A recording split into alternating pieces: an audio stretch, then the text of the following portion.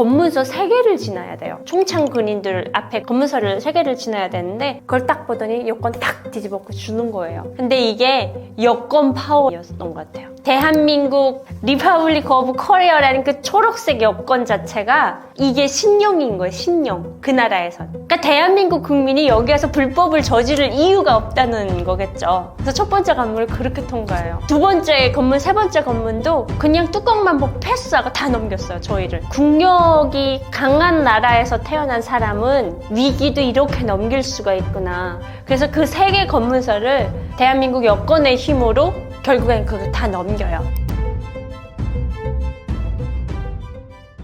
대한민국 여권 파워 덕분에 탈북에 성공하셨다는데 어떤 내용인가요?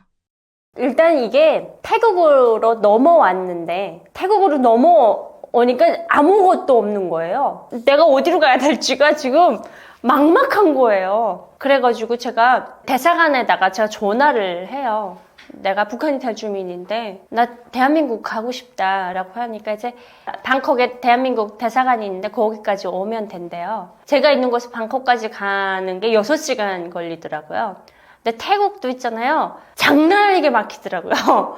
태국에서 저희가 이제 밴을 얻어 타요. 근데 밴을 얻어 탔는데 그 밴 기사 아저씨가 저희를 딱 보더니 보면서 약간 너희 결혼했어? 뭐 이런 느낌으로 이렇게 보더라고요. 그러면서 이제 방콕까지 가겠다고 하니까 알았다고 하면서 돈이 얼마라고 이제 얘기를 해서 이제 저희 신랑이 뭐 어쩌고 저쩌고 이렇게 얘기를 하더라고요. 뭐 몰라요. 영어로 뭐 했는데 저는 하나도 안 들리는데 저희 신랑 귀엔 들렸나 봐요. 그래가지고 몸짓 발짓 다 해가지고 넘어가는데 일단 그 상황에 저희 신랑이고 저한테 전화기가 없었어요. 전화기를 다 버리고 와가지고 그래가지고 우리한테 있는 게 그냥 돈밖에 없었어요. 근데 이제 밴을 이렇게 잡아 타고 이제 가는데 가면서 기사 아저씨가 그러더라고요. 패스포트 준비하라고. 근데 나는 패스포트가 없었거든요. 여권이. 그래서 이제 그 대사관에 내가 전화할 때 내가 방콕까지 가려면 뭐가 필요하는데 여권이 필요한데 여권이 없으면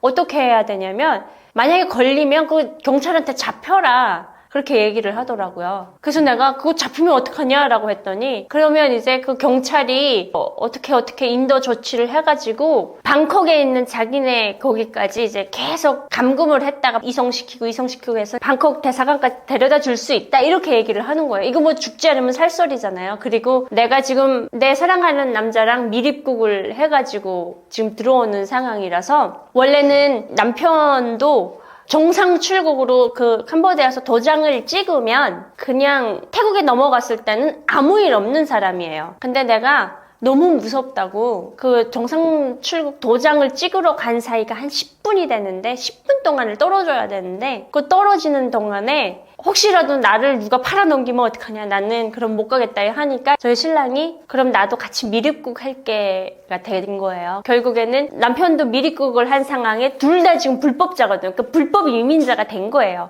그래가지고 여권 없는 상태에서 그 방콕까지 가는 게 굉장히 난 문제였죠. 그래서 거기를 가려면 검문소 3개를 지나야 돼요. 총창 군인들 앞에 검문소를 3개를 지나야 되는데 검문소 첫 번째 검문소가 딱 나왔는데 이제 여권을 준비하라고 하더라고요. 그때 진짜 심장이 있잖아요. 야, 세상에 나처럼 이렇게 불행한 사람이 있을까 그 정도로 막 이렇게 다 내려앉더라고요. 근데 어떻게 해야 나는 살아야 되겠는데 그래서 이제 문이 이렇게 쫙 열리는데 앞에 그 철갑모를 쓴 그 태국 군인이 자동보청을 찰컥찰컥 하면서 이제 앞에 딱 문을 열는데 그 순간에 그 북한 보이부 그게 막 연상이 되면서 엄청 무섭더라고요. 그래서 그때 이제 남편 어깨에 이렇게 기대서 잠을 자는 척하면서 제가 처음으로 그 생각을 했던 것 같아요. 하나님 계시다면 나 좀 살려달라고. 그 정도로 제가 그렇게 빌었던 것 같아요. 근데 그 총창한 군인이 그 패스포트 해서 이제 저희 신랑이 대한민국 여권을 딱 꺼내주는데 저희 신랑도 엄청 떨렸대요. 자기도 지금 불법 이민자니까 도장이 안 찍혔으니까 몇 장 넘기면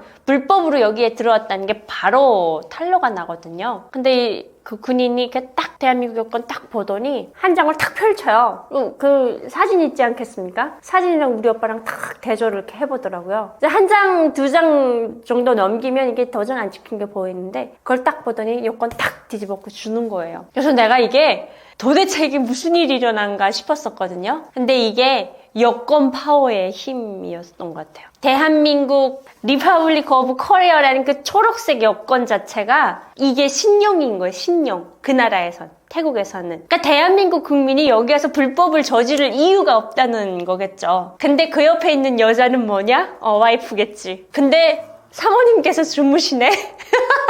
건들면 안 되겠네.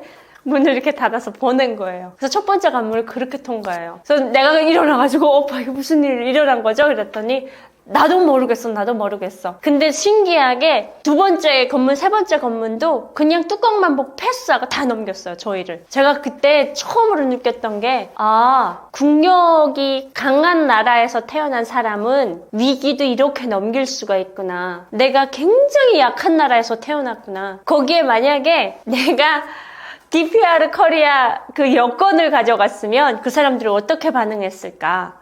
그게 되게 끔찍하더라고요. 그래서 그 세 개 검문서를 대한민국 여권의 힘으로 결국엔 그거 다 넘겨요. 그래서 정말 무사통과 저희를 누가 하나 터치하는 사람 없이 그 아무것도 없는 그 태국에서 6시간 만에 방콕에 도착을 하게 돼요.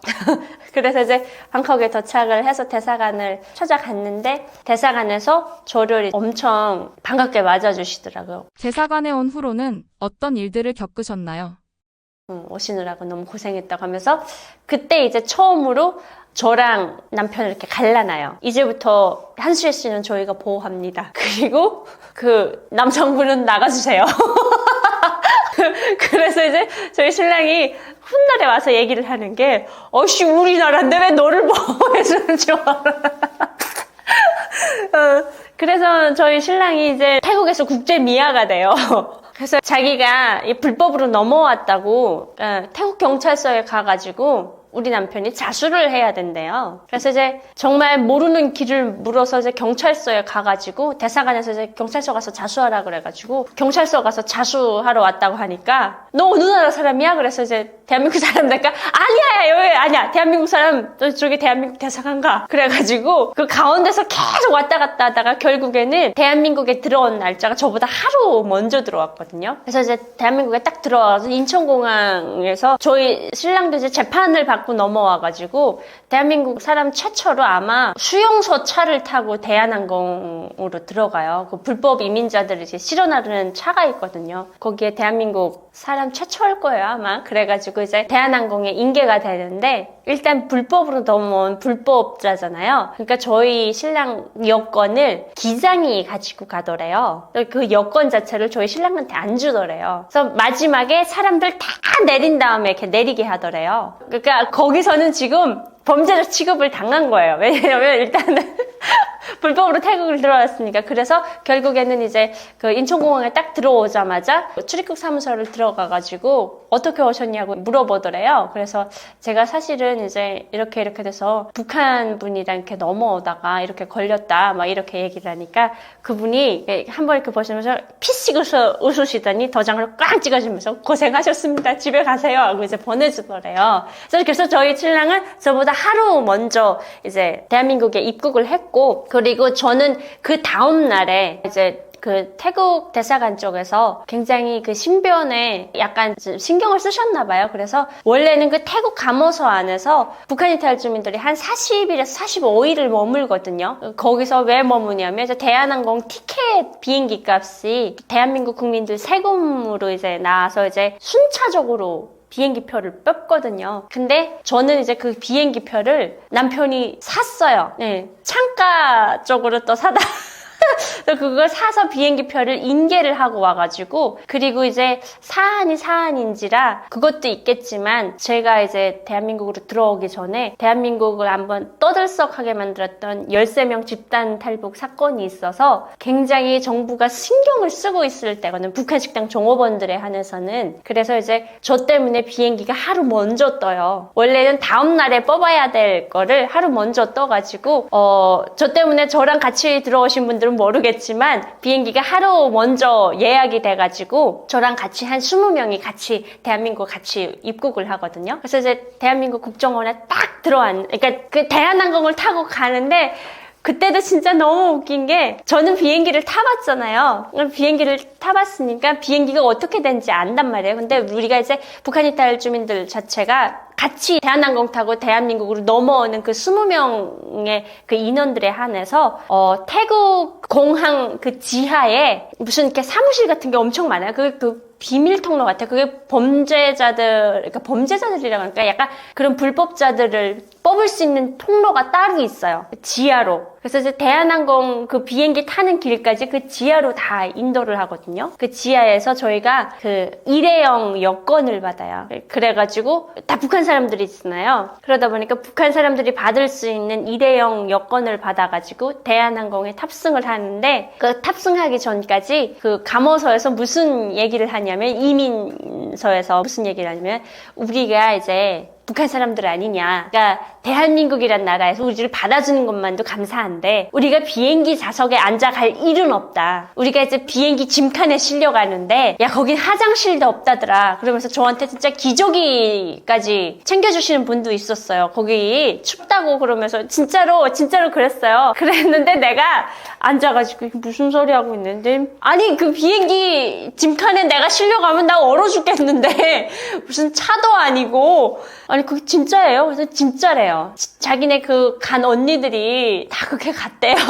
그래가지고 긴가민가 했는데 그건커녕 뭐 대한민국 국민들이랑 똑같은 자리에 앉아가지고 대한민국 영광으로 딱 들어왔는데 저 아직도 기억이 나요. 그 기장님이 우리 비행기는 지금 대한민국 영광으로 들어왔다 그렇게 멘트가 딱 나오는데 그때 그 옆에 앉으셨던 그 북한 딸 주민들이 그 안도의 숨을 내쉬는 한숨 소리가 다 들려요. 그리고 저희가 새벽에 딱 도착했거든요. 인천공항에 딱 도착했는데 저희는 항상 이제 북한 분들은 다 아시겠지만 엄청 사선을 넘어오신 분들이라 옷 자체를 튀지 않으려고 다 새까만 무채색의 옷을 입고 들어와요. 근데 같이 오셨던 분들도 똑같이 새까만 옷을 입고 배낭에 한 짐 지고 진짜 정말 고생하다 오셨으니까 얼굴 다 새까맣고 깜짝깜짝하게 탔고 그때가 5월달이었는데 인천공항에 저희를 탁 내려놨는데 이게 순간에 갑자기 그 조선시대에 살다가 이제 현대사회로 넘어오는 그런 드라마 씬들 있잖아요. 사람이 너무 많이 막 쓱쓱쓱 지나가니까 모든 그 분들이 다 벽에 이렇게 붙어가지고 사람 멀미 때문에 여기 어디 나는 무슨 검은 볼에 죄 지은 것도 아닌데 근데 사람들이 이제 우리를 볼까봐 되게 신경을 쓰는 것 같은데 대한민국 분들은 전혀 상관없이 캐리어 들고 막 자기 갈 길 막 가는 거예요. 근데 그 공항이 너무 크잖아요. 잠깐 대기를 하고 있었는데 이제 잠시 앞에서 빛이 반짝하는 느낌이 탁 나더니 후광을 뒤에 이제 끼신 그 남성분 한 3-4분이 앞으로 쫙 걸어오는데 그때 이제 느꼈어요. 영화에 존재하는 사람들이 현실에 있긴 하구나. 그 슈트빛을 탁 날리면서 국정원 직원들이 선글라스 딱 끼고선 저기서 앞에서 쫙 우리를 이제 데리러 오는데 거기 거의 다 여자분들이셨거든요.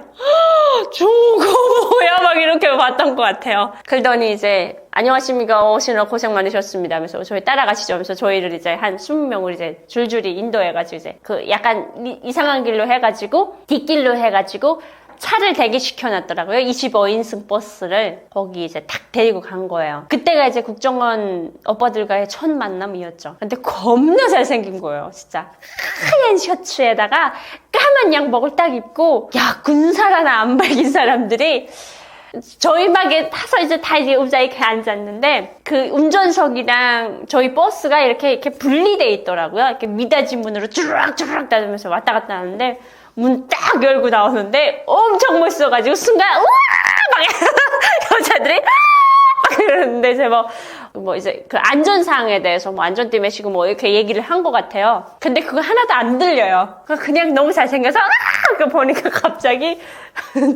너무 웅그른 목소리로 뭐라고 하냐면 말하지 않습니다. 이런 거예요. 그게 더 멋있어가지고요. 저희가 너무 멋있다고 그러면서 막 지지배배 하면서 이제 막 갔거든요. 평범한 여성에서 나라의 미녀로 해외 파견되기까지의 과정은 어땠나요? 이 선발 과정이 원래는 이게 그때 이제 한창 북한에서 해외 나가는 그 붐이 일었을 때예요.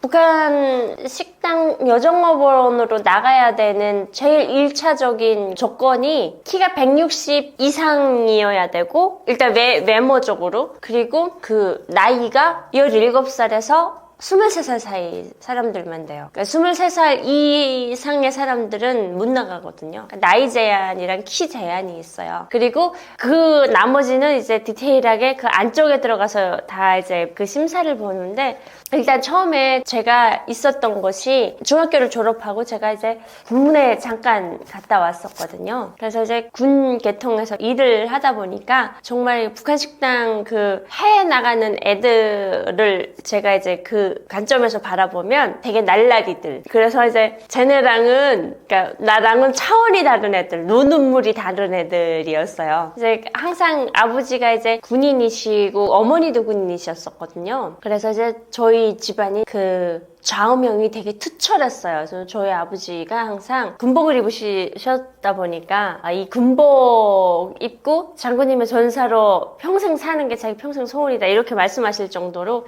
굉장히 혁명성, 당성이 되게 높으신 분이었거든요. 그리고 저희 집 이제 가훈이 수평수직 직각직선이었거든요. 저희 아버지가 건설부대 그 출신이신데, 그러니까 항상 이제 군인이신데 건설부대시다 보니까 총보다는 사비랑 맞들이 들고 다니는 게 더 익숙하셨던 분 같아요. 그러니까 집에 들어오면 저희 책꽂이에 책이 꽂혀 있는데 그 책이 크기별로 꽂혀져 있냐, 색깔별로 꽂혀져 있냐, 그리고 이불이 직각으로 개져 있냐, 뭐 옷이 그래서 굉장히 저희 어머니가 피곤했던 것 같습니다. 그래서 어릴 때부터 되게 그렇게 특별한 아버지, 어머니 밑에서 자라다 보니까 남들보다는 그래도 조금 세뇌가 좀 잘 되는 사람이었던 것 같아요. 그래서 이제 학교에서도 학교 생활할 때도 보면 그 학교에서 간부를 굉장히 많이 했어요. 11년제 의무교육 과정에 거의 11년을 다 반장 이상을 했던 것 같아요. 그러면서 학교를 졸업하고 마지막에 나도 이제 아버지, 어머니의 뒤를 이어서 내 나라를 지키는 군인이 되겠습니다 하고 이제 선전선동에 제일 일선에 서서 친구들아 우리 다 같이 장군님을 지키는 군대가 되자 이렇게 하고선 군대를 다 같이 나갔거든요. 나가서 우리 친구들은, 남자친구들은 이제 거의 10년 이상 군복무를 하고 여자들은 이제 뭐 6년 7년 뭐 하는데, 일단 저는 그 군계통에서 조금 좀 약간 이제 방향이 다른 그 난파간첩을 파견하는 북한의 이제 대남연락소라는 것이 있거든요. 거기에서 이제 그 현역 군인이 아니고 거기에 관련된 근무자로 한 2년 동안을 거기서 근무를 했던 것 같습니다. 제가 보기보다 펜글을 되게 잘 쓰거든요. 그래서 그 펜글 덕분에 거기 이제 연락소 소장 밑에 서기 일을 맡아가지고 들어오는 문건을, 그러니까 서류를 무조건 다 이렇게 펜으로 썼었어요. 북한은 그걸 하면서 한 2년쯤 되던 해에 갑자기 어느 날 저희 연락소에 이상한 소문이 하나 돌더라고요. 우리 연락소가 이게 해산이 될 것 같다 이렇게 얘기를 하는 거예요. 그래서 원래 연락소는 해산이 잘 되는 곳이에요. 왜냐면 되게 그 특수성 때문에. 왜 해산이 되냐 그랬더니, 아니 무슨 이 당원이 아닌 사람들은 다 뭐 안 된다 뭐 이런 얘기가 살짝 돌다가 한 일주일도 안 돼서 바로 그 당원이 아니었던 저희 청년동맹원들을 그냥 한순간에 바로 잘라버려요. 그래서 갑자기 직업이 있던 사람이 갑자기 한순간에 무직이 된 거예요. 근데 북한은 무직자라고 하거든요. 대한민국 백수라고 하잖아요. 이 무직자가 3개월의 이 공백기간이 있으면 해외를 못 나가요. 그런 또 조항이 있거든요. 그래서 이제 잘려가지고 집에 왔는데, 그때는 그 어릴 때 얼마나 그 상심이 큰지, 내가 그 일이 너무 안 되는 것 같아가지고 너무 속상했었거든요. 근데 이제 그때 이제 아버지 어머니가 슬쩍 저한테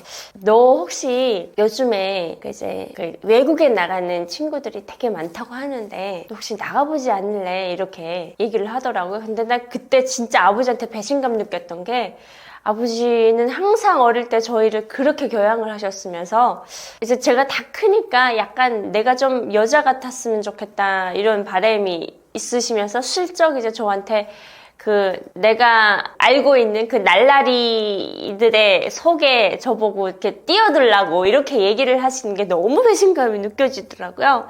그래서 처음엔 아예 완전 거부를 해서 안 간다고. 미쳤냐고, 내가 거기 왜 날라리들이랑 같이 끼냐고 했더니 우리 어머니가 진짜 뒤통수를 이렇게 빡 치면서 이제 덜 깼다고, 깨지 못했다고, 저거는 언제나 그러니까 어릴 때부터 저보고 이렇게 뜨리라고, 그러니까 뭔가 다른 사람들보다 생각이 뜨대요. 그래서 자꾸 뜨리라고, 저 뜨리 저거 어떡하냐고 막 그러면서 이제 저보고 어머니랑 아버지랑 둘이 붙어 앉아서 이렇게 한마디로 말해서 저를 이제 세뇌를 시키는데, 이게 마음이 또 아버지 어머니가 너무 원하시니까 마음은 그거였어요. 그래, 가서 그냥 떨어지는 걸 눈으로 봐야 아빠 엄마 속이 풀리겠구나. 일단 그런 어느 나라를 나간다라고 하는 그런 이렇게 회사가 있는데, 그 회사에 가서 오디션 같은 거를 보면 된다는 거예요. 근데 이제 그 오디션이 무슨 우리 대한민국처럼 사이트에 올라오고 공고 모집 이렇게 하는 게 아니고 진짜 입소문에서 입소문을 거쳐서 이렇게 막 퍼져나가요. 북한은 엄마들 입소문에 의해서. 그래가지고 제가 이제 이 일이 잘렸다는 소식을 듣고 여러 군데에서 엄청나게 너 어느 나라 뭐 중국 나가지 않을래? 너 뭐 어디 나가지 않을래? 러시아 나가지 않을래? 뭐 이러면서 엄청 많이 콜이 들어왔었거든요. 그러다가 이제 안 간다 했다가 아버지 어머니가 너무 이렇게 부탁을 하시길래, 그럼 아버지 어머니가 가서 오디션 보라는데 어디냐 했더니 우리 집에서 정말 멀지 않은 곳에 조그만 그런 회사가 있는데 거기서 애들이 굉장히 그 오디션 같은 걸 본대요. 거기만 한번 가보자 이러는 거예요. 그래서 이제 약속을 일단 받았어요. 나 여기만 가서 떨어지면 나한테 다시는 해외 나가라는 얘기 하지 말기. 그랬더니 알았대요. 그래가지고 아빠보다 엄마 손에 이끌려서 오디션장으로 이제 향하게 되거든요. 근데 저희 집에서 한 40분을 걸어가요. 걸어서.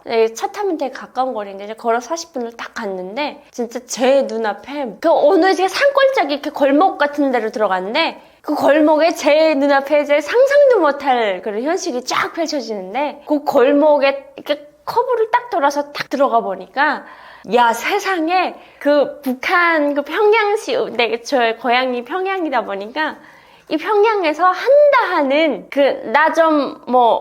나 남자 몇 올렸어 하는 여자애들이 거기 싹 다 모인 것 같더라고요. 얼마나 많이 모였는지 그 한 개 골목이 사람으로 꽉 찬 거예요. 거기 그 처녀애들만 온 게 아니라 뭐 아버지 어머니 뭐 따라온 사람도 있고, 그리고 심지어 벤츠까지 동원해가지고 벤츠에서 내리는데, 난 세상에 우리나라에 이런 애들도 있어라고 할 정도로 북한에서 이렇게 머리를 못 기르게 하거든요. 근데 머리 말거랑지 기르고, 나는 걔가 어떻게 그 평양시 바닥을 이렇게 가로질러서 왔는지는 모르겠는데, 머리 이만큼 기른 애들이 나팔바지, 무슨 일자바지, 뺑떼바지 다 입고, 국가에서 하지 말라는 옷을 다 입고, 속눈썹 붙이고 화장 아주 기끌나게 해제끼고 이렇게 온 거예요. 근데 거기 왔던 애들이 거의 한 600명 되는 것 같아요. 600명. 엄청 많았거든요. 그래서 내가 거기에 너무 기가 눌려가지고, 야, 이거 나는 이거 오늘 이게 승산 없다라고 생각을 했었거든요. 근데 이제 오디션이 시작이 됐는데, 그 오디션에 이제 600명을 하루에 다 못 봐요. 몇 명 보고 또 집에 갔다 내일 오고, 또 집에 갔다 내일 오고 이렇게 한단 말이에요. 근데 저 진짜 운 좋게 제가 이제 번호가 좀 앞으로 이제 매겨져가지고 제가 첫날에 들어갔어요. 첫날에 딱 들어갔는데 학교가 진짜 이렇게 산 비탈에 이렇게 서 있는 학교인데 정말 크지도 않아요. 근데 이제 2층으로 이렇게 올라갔는데 2층에서 맨 끝방에 이만큼 큰 공간이 있더라고요. 거기에 이제 문 열고 들어가니까 그 여자애들 한 20명이 쫙 이렇게 들러앉아있고, 밴드가 올라가 있는 무대가 있고, 뭐 피아노 있고 뭐 드럼 있고 뭐 이렇게 다 있는데, 거기 어떤 진짜 지금으로 말하면 약간 중국 사람처럼 생긴 어떤 남자분이, 진짜 쌍꺼풀이 엄청 두껍게 진 남자분이 나를 아래로 탁 훑어보면서 너 전공 뭐야? 이렇게 물어보더라고요. 근데 알고 보니까 이분이 뭐 하시는 분이냐면 북한에서 한다는 그 드럼스인데, 이게 드래머인데, 이분이 이제 이 학교에 양성 지도원으로 와 있는 분이셨어요. 이분이 모든 그 이제 음악에 대해서 이분이 다 가르치는 분인데,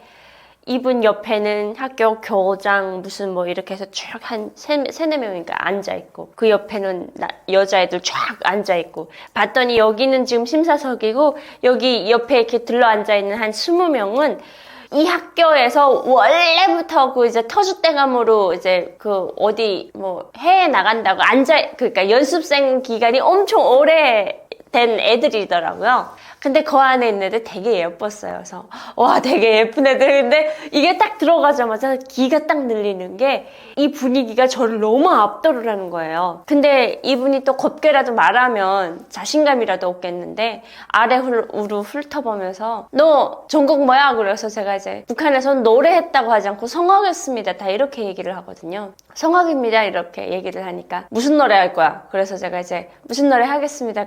키가 뭐야? 그러니까 조성이 뭐야? 이렇게 물어보더라고요. 그래서 이제 제가 조성이 파라고 이렇게 얘기를 했더니 그 자리에서 바로 이렇게 피아노 반주를 해주시는 거예요. 거기에 맞춰서 제가 노래를 한 4소절인가 5소절인가를 했어요. 알았대요. 나가보래요. 그래서 오디션이 그렇게 해서 끝났어요. 또 다음 사람 들어갔고, 또 다음 사람 이렇게 들어갔거든요. 그리고 이제 딱 나왔는데 엄마가 이제, 야, 오케이 됐니? 그 물어봐가지고 제가, 엄마, 내가 여기서 합격 맞을 확률은 거의 0%니까 걱정하지 말라고. 엄마, 딸이 외국 나갈 일은 전혀 없어. 그리고 이제 집에 왔단 말이에요. 왔는데 한 일주일 있다가 전화가 온 거예요. 합격됐다고. 학교로 며칠부터 출근을 하라고 이렇게 온 거예요. 그래서 우리 엄마가 완전 난리가 난 거예요. 네가 될 줄 알았다. 근데 이게 이렇게 된다고 해서 가는 것도 아니에요. 학교 들어가 보니까 여기서 이제 더 전쟁판이거든요. 학교 딱 들어가니까 이제 조가 이렇게 갈라지더라고요. 뭐 베트남 다낭저, 뭐 중국 청도저, 해남도저, 무슨 저 이렇게 쫙 갈라졌는데 한 5개 반이 있어요. 근데 이 반마다 그러니까 나라별로 이제 반이 뭐죠? 뭐 웬남저, 그리고 뭐 청도저, 뭐 해남도저, 이게 다 반이에요. 한 개 반씩이고, 그 다음부터 저희가 이제 이게 덩어리가 커지니까 학교를 아예 만들어가지고 전문 체계를 이제 갖추더라고요. 그래서 이제 북한에서 처음으로 아마 체육성 산하에 그 해외 일꾼 양성기지라고 해서 저희 학교가 제일 먼저 섰고, 거기에 1기가 저희 졸업생이 있더라고요. 그래서 제가 1기로 졸업하고 봉사급수, 그러니까 서빙의 급수가 있는데 6급부터 1급까지 있어요. 근데 1급이 제일 높은 사람들이고, 그 사람들은 뭐 이제 국가수반들 연애할 때 이렇게 서빙해준 사람들이 1급이고, 제가 이제 봉사급수 6급으로, 맨 마지막 6급으로 졸업을 하고 해외 나갔다 오면 4급이 된대요. 그렇게 돼서 이제 그 6급으로 거기에 들어갔거든요. 근데 들어가서 보니까 이게 여기서 장난 아닌 거예요. 기싸움이. 이게 어느 조에 속하는지가 먼저 이게 관심사더라고요. 그러니까 내가 이제 뭐 딱 들어갔는데 웬남저 사장님이 제 마음에 들어. 너 우리 웬남저 들어와. 그러면 땡큐해요. 근데 누구한테도 이제 선택을 당하지 못하면 그때는 얘는 공중에 뜬 이것도 저것도 아닌 애들이 몇 명 있는데 그 속에 속하는 거예요. 내가 나를 불러줄 때까지.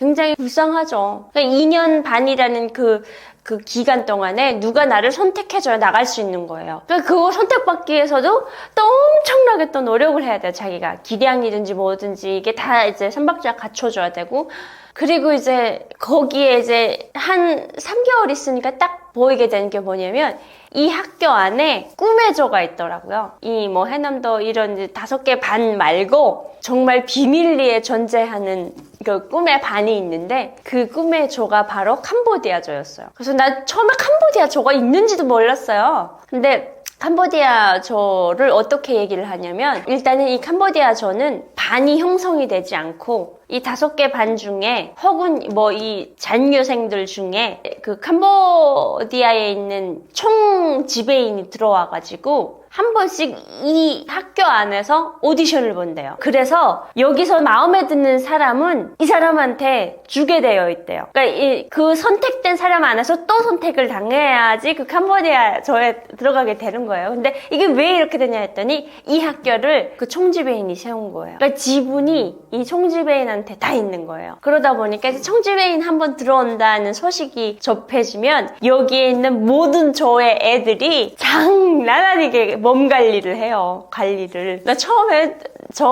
들어가서 저는 해남도조에 속했었거든요. 해남도조에 속해서 제가 이제 뭐를 했냐면 노래 하나 가지고는 거기서는 이제 멀티플레이어가 돼야 되니까 이제 가성비가 좋아야 되잖아요. 그러니까 이제 저한테 악기를 메워준 게 그 악기가 처음에 맨 악기가 베이스 기타였어요. 그래서 베이스 기타수로 저기 이제 해남도조의 밴드에 속혀가지고 엄청나게 연습을 하고 있던 와중에 한 3달쯤 됐는데 캄보디아 총지배인이 북한으로 온다는 거예요. 그 소식이 이제 딱 정해졌어요. 그러니까 애들이 다음날부터 출근을 해가지고 그러니까 뭐 공부 이딴 거 다 집어치고 아주 막 뭐 기량을 쌓는다 무슨 몸 관리를 한다 막 이게 난리 나더라고요. 그래서 야 얘네 왜 이런 나는 그런 분위기를 한 번도 못 봤으니까. 근데 이제 총지배인을 처음에 딱 만난 게 저는 정말 우연치 않게 만났는데 그 해남도 저 뭐 베트남저 무슨 저가 교대로 이제 교대해 가면서 이 아까 전에 그 밴드 있잖아요. 그 밴드를 야간을 하면서 이제 쓸 수 있는 그걸 줘요. 기회를. 그러니까 이제 밴드를 나가서 이제 해외식당에 나가서 이제 악기를 달라야 되면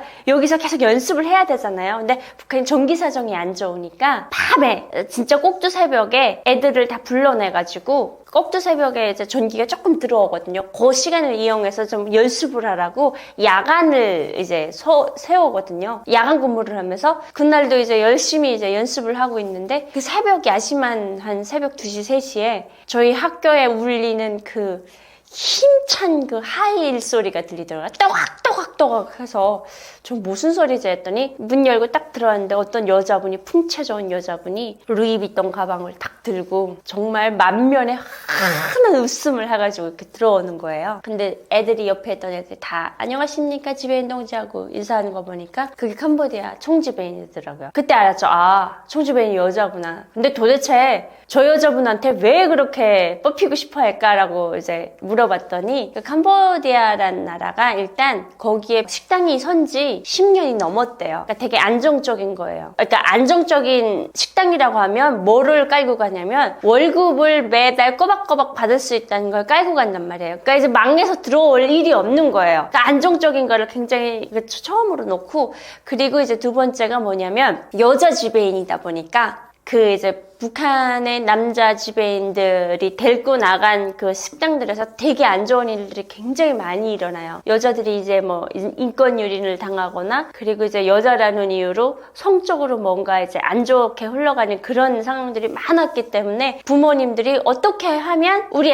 애를 안전한 곳에 보낼 수 있을까. 그래서 여자 지배인을 굉장히 선호를 많이 해요. 그리고 이 지배인 자체가 또 파워도 있고 북한에서 이제 알아주는 사람이더라고요. 그러니까 한마디로 말해서 북한에 이제 거의 돈을 그냥 주물러 넣는 뭐 약간 그런 큰 손이었던 것 같아요. 그러니까 거기 가겠다는 그거 두 번째 이유고 세 번째 이유는 그 식당에 오는 손님층을 이제 분석을 하는데 그 식당에 오는 손님들의 99.99%가 다 대한민국 사람들이라는 거예요. 그러니까 이제 저희는 궁금하잖아요. 북한 여성들이 굉장히 궁금해하는 그 남자들은요. 중국 남자 무슨 저기 러시아 남자 미국 남자 일본 남자 아니에요. 우리랑 말 통하는 대한민국 남자들. 왜냐면 대한민국 드라마를 다 본 세대거든요. 그래서 대한민국 드라마를 보면서 그 대한민국 남자들의 평준화가 다 높아졌어요. 메이드 인 코리아라고 하면 그냥 남조선 남자처럼 생겼다가 가장 큰 칭찬에서는 남조선 남자처럼 생겼다가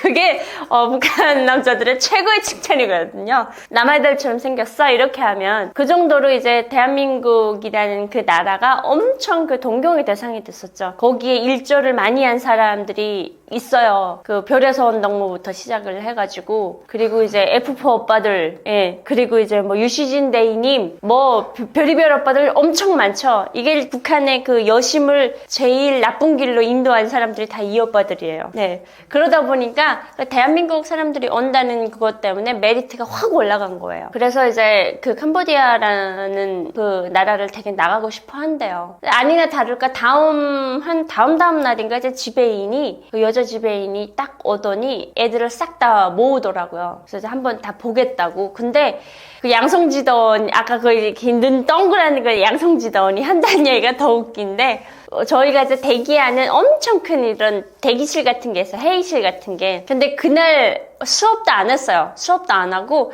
애들을 그 회의실에 딱 몰아넣더니 한 몇 분 있다 딱 문 딱 열고 한다는 얘기가, 알지 오늘? 이렇게 얘기를 하니까 누구나 다 아는 것처럼, 알지 오늘? 그러니까 다들 잘 하고 있어? 이렇게 문 닫고 나가더라고요. 뭘 안다는 거지? 근데 이제 거기 이제 저희가 그때 처음에 와서 800명 정도 오디션을 봤는데 60명 정도가 합격이 돼요. 그래서 이 60명 정도 애들이 들어오다 보니까 이제 뭐 아글아글 했죠. 그 60명을 이제 이 총지배인이 또 보는 거예요. 또 보는데 그 한 10명씩 조를 짜가지고 이제 6개 조가 이렇게 들어가서 그 총지배인 앞에서 뭐 이제 특기도 보여주고 뭐 이제 물어보는 인터뷰도 하고 뭐 이런 거를 하는데, 제가 맨 마지막 조였어요. 맨 마지막 조의 첫 번째였는데, 거기에 이제 제가 저를 엄청 좋아했던 친구가 있는데, 그 친구가 잔류생이었거든요. 어디도 속하지 않은. 근데 자기는 차라리 그 잔류생인 게 너무 좋은 게 뭐냐면, 혹은 어디에 소속됐다가 그거 눈치 보면서 저 총지배인한테 가기가 좀 그렇다 그러면서, 자기는 목표는 오직 총지배인이에요. 그러면서 그날 노래를 한 친구인데 자기 무조건 합격돼야 된다고 막 그러면서 이제 자기한테 이제 막 힘을 달라고 하면서 그러고선 걔가 들어갔단 말이에요. 그래서 야, 너 합격 무조건 돼야 돼. 그래서 열심히 응원을 하고, 왜냐면 나는 해남도조에 속했으니까 나는 전혀 상관이 없었는데, 정말 이게 진짜 한 끗 차이로 사람의 운명이 바뀌는 게, 그 60명 중에 딱 저 하나만 합격이 된 그날. 이제 정말 아무것도 모르는 밑도 끝도 없는 애가 들어와가지고 정말 듣보잡이 들어왔는데, 얘가 합격이 됐다는 게 그 원래 있던 저기 기센 언니들이랑 그리고 이제 같이 들어온 애들이랑 이 눈빛이, 저를 보는 눈빛이 진짜 무슨 비수가 날아와서 꽂히는 마냥. 그래서 그때 이제 한번 완전 소프트라이트를 빡 하고 봤거든요. 근데 왜 이제 캄보디아 조가 되니까 뭐가 생기냐면, 이게 그러니까 약간 그 이제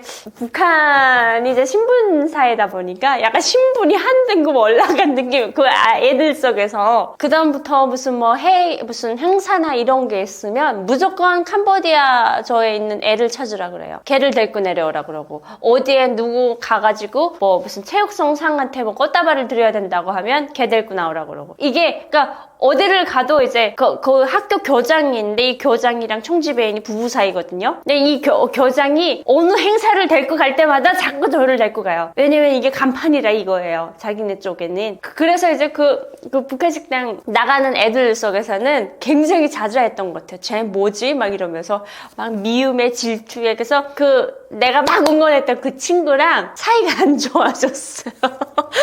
나는 되고 싶지 않았는데 어떻게 하다 보니까 이게 됐는데, 되게 사이가 소목소목해졌고, 그 친구가 마지막에는 나갔거든요. 학교를 아예 못 다니고 나갔는데, 그래서 제가 그 캄보디아라는 조에 이제 속하게 돼요. 캄보디아라는 그 조에 속해가지고 한 2년 반을 열심히 이제 공부를 하고 있으니까, 한 6개월, 졸업하기 6개월 전에 뭐가 내려오면 간부 사업이 내려오더라고요. 간부 사업이 내려오는데, 이 간부 사업이 뭐냐면, 나의 토대가 어떤 집안인가를 다 파헤치는 사람이에요. 그러니까 대한민국의 약간 인사과 같은 사람인데, 잽이 안 되는 게 사돈의 팔촌의 개벽다글까지 다 파요. 혹시라도 여기에 불순분자가 속해 있지 않나 싶어가지고. 그래서 이제 아버지 쪽, 그러니까 남자 쪽을 굉장히 많이 보거든요. 남자 쪽 봐가지고 여기에 뭔가 행불자, 행방불명자나, 아니면 뭐 어디를 월남했다거나, 아니면 친일파였다거나, 아니면 무슨 뭐 국군 포로였다거나, 이런 사람들 사람들이 있는지 다 가려내요. 거기까지 왔는데 토대 걸려서 못 나가는 애들이 한 30% 되거든요. 그리고 아버지 어머니가 이혼을 해도 못 나갔어요. 그리고 아버지가 너무 비밀스러운 기간에 있어도 못 나가고, 그리고 내가 학벌이 너무 좋아서 대학을 졸업했는데도 못 나가고, 이게 다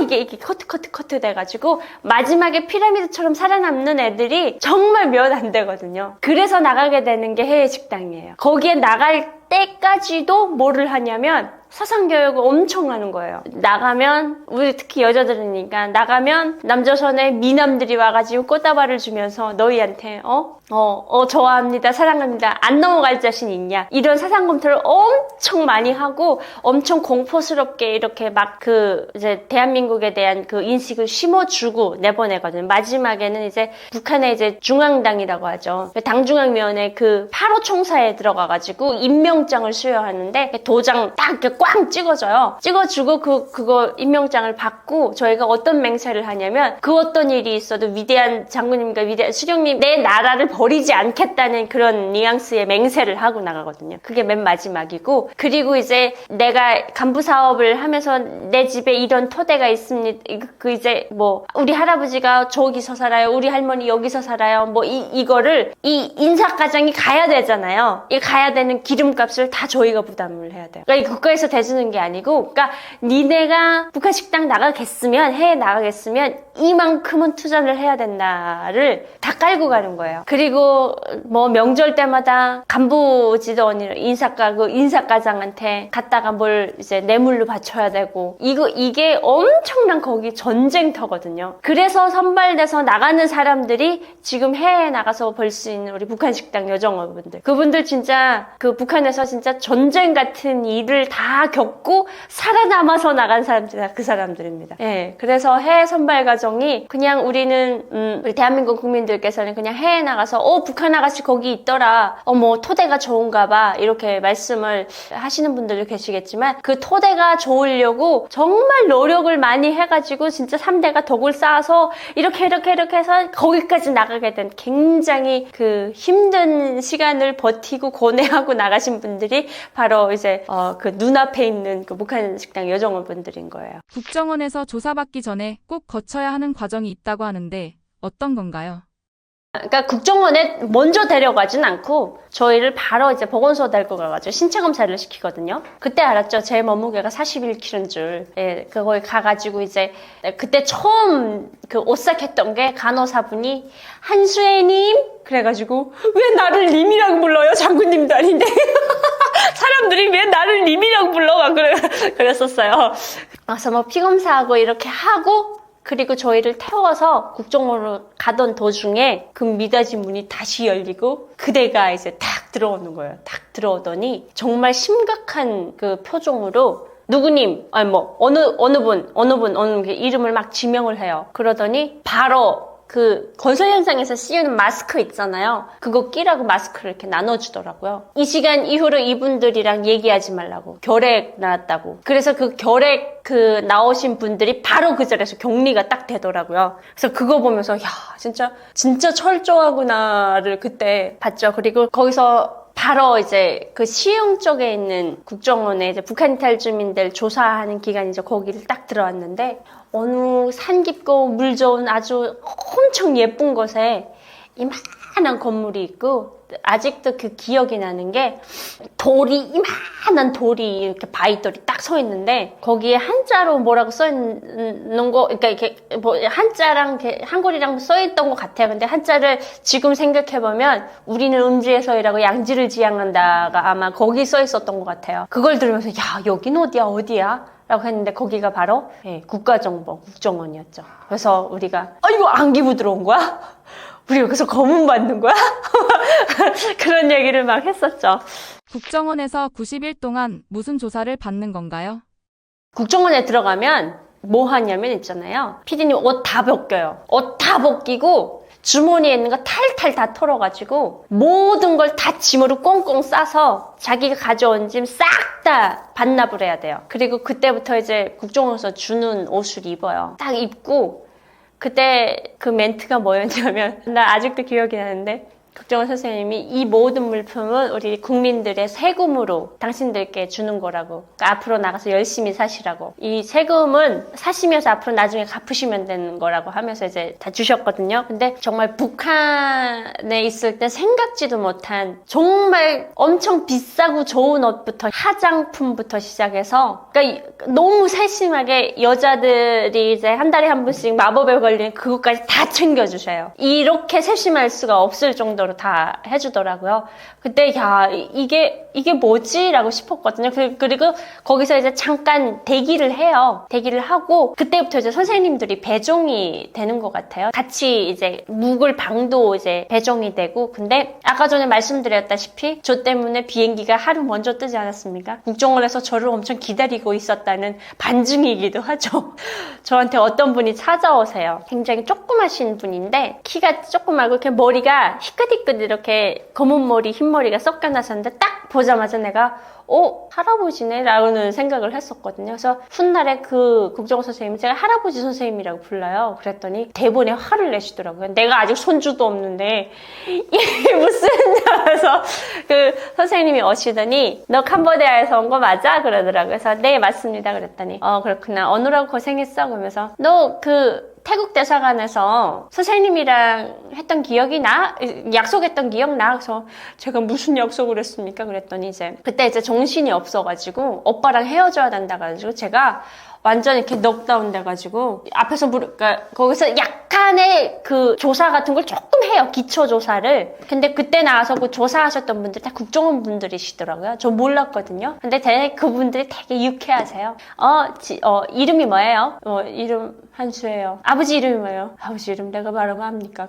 그래 알죠. 이러면서 이렇게 약간 슬슬 올리면서 얘기했던 사람들이 다 국정원 분들이시더라고요. 그분들이 마지막에 저보고 한수혜 씨 저희가 정말 미안한데 여기 이게 이민소에 좀 그 감옥인데 거기에 한 3, 4일 정도 들어가 있어야 되는데 많이 열악해요. 힘든 거 아는데 대신에 내가 대한민국에 가면 내가 호텔 같은 방을 줄게요. 이렇게 얘기를 했던 적이 있거든요. 그래서 내가 대한민국에 가면 호텔에다 재워주나 싶었었거든요. 근데 이제 호텔 같은 방이 뭐였냐면 그러니까 저를 이제 따로 관리를 하느라고 제가 국정원 조사 90일을 받았거든요. 다른 분들은 뭐 일주일에서 뭐 짧게는 3, 4일 정도 받는 분들이 대부분이에요. 근데 제가 독방에서 90일 조사를 아예 만기로 맞춰요. 원래 90일 있는데 90일 조사를 하거든요. 그래서 그 독방에 이제 제가 이제 배정이 됐는데 그때 그 할아버지 선생님이 딱 나오시더니 그때 그거 기억해? 그래서 제가 이제 기억이 안 난다고 했더니 너는 좀 관리가 좀 따로 될 거다. 그래서 괜찮겠냐 혼자. 그래서 제가 그때 정말 저 혼자 씩씩하게 잘 있습니다. 이렇게 얘기를 했단 말이에요. 그랬더니 그럼 좋아. 그러면서 내가 너 방을 데려다 줄게 하면서 저를 방으로 딱 데려다 주시는데 그 방에 나를 이제 조사를 90일 동안 맡아주실 분이 앉아 계시더라고요. 키는 거의 190 정도 되시고요. 안경을 탁 끼시고 나를 이렇게 내려다 보시는 분인데 제가 이렇게 올려다보고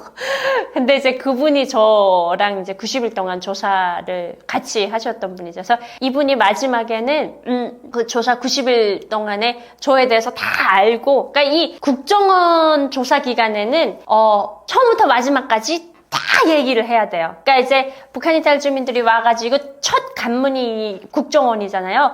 여기서 내가 거짓말을 할 수가 없는 조건이거든요. 여기서 말한 게 처음부터 마지막까지 진실이에요. 예. 그래서 이제 뭐 대한민국 처음 이렇게 그 방송에 나와서 막 뭐 내가 뭐 이런 일을 했고 그거 거짓말인지 진실인지는 그 사람을 그 조사했던 국정원 선생님은 다 알고 그게 진실이거든요. 그래서 그때 첫 대면이 너무 키가 크셔서 제가 이분은 되게 꼭다리네. 꼭다리 선생님이라고 불러야 되겠다라고 생각을 했었거든요. 그래서 그분이랑 90일 조사가 그때부터 시작이 됐는데 아직도 잊혀지지 않는 첫 마디가 제가 이제 첫날에 가가지고 밥을 먼저 먹고 근데 그 태국에서 맡지 못했던 그 밥 냄새 있잖아요. 국정원에 들어왔는데 그 밥 냄새가 나는데 와 그게 그 고향의 향수 있잖아요. 그걸 이렇게 불러일으켜가지고 뇌가 이게 미치겠는 거예요. 이 밥 냄새 때문에 막 울컥하고 그 미묘한 감정이 그 식당에 그냥 싹 그냥 다 이렇게 몰입이 되더라고요. 근데 딱 들어갔는데 그리고 또 뷔페예요. 우리 북한 분들이 뷔페를 잘 못 먹어봤거든요. 그러니까 거기 선생님들이 이렇게 서가지고 뭘 얘기하잖아요. 많이 푸지 마요. 많이 푸지 마. 왜냐면 너무 배고프니까 뷔페를 먹어본 적이 없으니까 배는 한정되어 있는데 이것도 먹고 싶고 이것도 먹고 싶으니까 많이 푼단 말이에요. 그리고 다 남겨요. 그러니까 많이 푸지 마요. 많이 푸지 마요. 막 이렇게 하면서 이렇게 얘기를 하시던 게 기억이 나서 그때 밥을 먹고 그날 저녁에 잠깐 우리 그 조사하는 선생님이 딱 들어오더니 이렇게 피디님처럼 이렇게 마주 앉았어요. 책상이 이렇게 2개인데 선생님 앞에는 이렇게 컴퓨터가 있고 딱 들어오면서 엄청 크지 않습니까? 내가 한참 올려다봤는데 서류 같은 걸 앞에다 탁 넣고 이렇게 딱 앉으시면서 한수혜 씨는 대한민국 국민입니까? 이렇게 처음에 물어보더라고요. 그래서 내가 조사가 시작됐구나. 완전 또 빡센 조사인가 보다. 이거 거짓말하면 때리겠네? 막 이런 약간 그런 위구심? 공포 이런 것도 좀 있었던 것 같아요. 그래서 제가 진짜 대답을 잘해야 돼가지고 대한민국 국민입니까? 그래서 아니요? 그랬더니 그 선생님이 저를 보더니 그럼 너는 어느 나라 사람이세요? 이렇게 물어보더라고요. 그래서 제가 저요? 저 북한 사람 잠깐만 나 지금 북한 사람 안 하기로 했잖아. 그래서 대한민국 왔잖아. 나 그럼 나는 누구지? 그때 첫 번째로 정체성 혼란이 오더라고요. 내가 누군지 모르겠는 거예요. 그래서 내가 막 당황해서 막 이러니까 그때 선생님이 저한테 한수혜 씨는 북한에서 아버지 어머니의 딸로 태어난 그 시각부터 대한민국 국민이었다. 이렇게 얘기를 하시더라고요. 그래서 내가 왜요? 그랬더니 대한민국 헌법 3조에 그렇게 명시가 되어 있다라고 얘기를 하더라고요. 그러면서 두 번째 하는 얘기가 조사를 이제 90일 동안 받을 텐데 그래서 내가 뭐라고요? 90일 동안 아니 잠깐만요. 나랑 같이 온 남자는 우리 오빠가 나보고 국정원 조사 15분만 받으면 풀려난다고 그랬거든요. 근데 지금 90일 받는다고 하니까 내가 지금 뒤집어지겠어요. 나 안 받아요. 그랬더니 무조건 받고 나가야 되는 거래요. 누가 15분 받는다고 그랬어요. 나 데리고 온 사람이 꽤 많았어요. 그랬더니 그러면 그 15분 안 받고 90일 받는다는 거 알았으면 수혜 씨 여기 왔을 거예요. 그래서 내가 안 왔다고 하니까 그것 봐요. 그러니까 15분이라고 속여가지고 온 거예요. 이왕 왔으니 받으세요. 그러더라고요. 그러면서 조사를 받으면서 자기가 부당한 거 요구하거나 그리고 내가 말하고 싶지 않은 거 그렇게 조사에 강압적인 게 있을 때는 나보고 너한테 인권 변호사가 있으니까 그 인권 변호사실 여기 앞에 있대요. 거기 찾아가래요. 그래서 내가 무슨 조사관이 이래?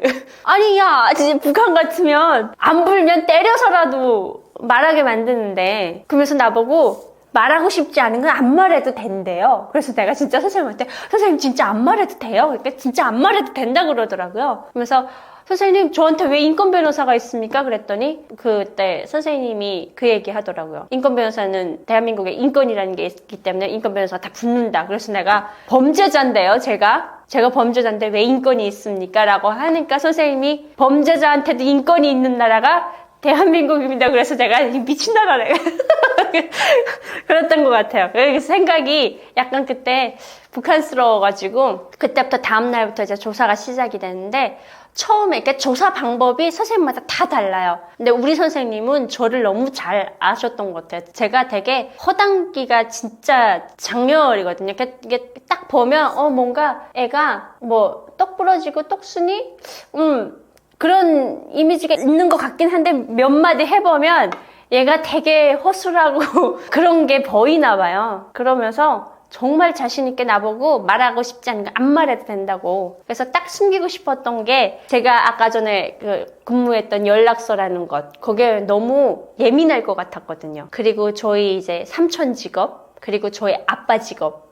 이런 거는 좀 숨기고 싶었어요. 그거 말 안 해도 된다고 했으니까. 그래서 조사가 시작이 되는데 이제 아버지 어머니 이름부터 이제 쫙 다 물어봐요. 그러면서 이제 그 물어보다가 또 자기 할 얘기하고 자기 첫사랑 얘기도 했다가 자기 와이프 얘기도 했다가 자기 뭐 아이들 얘기도 했다가 뭐 그러면서 조사를 하루에 한 6시간 정도를 하는데 뭐 어디서 살았어요? 뭐 이거 다 이제 물어보거든요. 그리고 첫 번째 조사를 마치고 저녁밥 먹고 저한테 이제 뭐 책 읽어볼래요? 하면서 책도 갖다 주고 이러면서 TV도 보여주고 그 생활방이 딱 옆에 붙어 있었거든요. 조사실 옆에. 그 옆에 가서 TV 조금 보려고 하면 전화가 땡 와요. 여보세요? 그러면 나 아까 전에 수혜 씨 그 얘기했던 중에 아까 전에 아버지가 뭐라 했죠? 아버지 이름이 뭐라 했죠? 이렇게 다시 물어보는 거예요. 근데 이거를 90일 동안 반복을 하세요. 계속 했던 말을 반복을 해서 물어보게 하거든요. 그러니까 내가 혹시라도 그때 생각을 해서 거짓말을 했을까봐 내가 한 세 번째 말에 선생님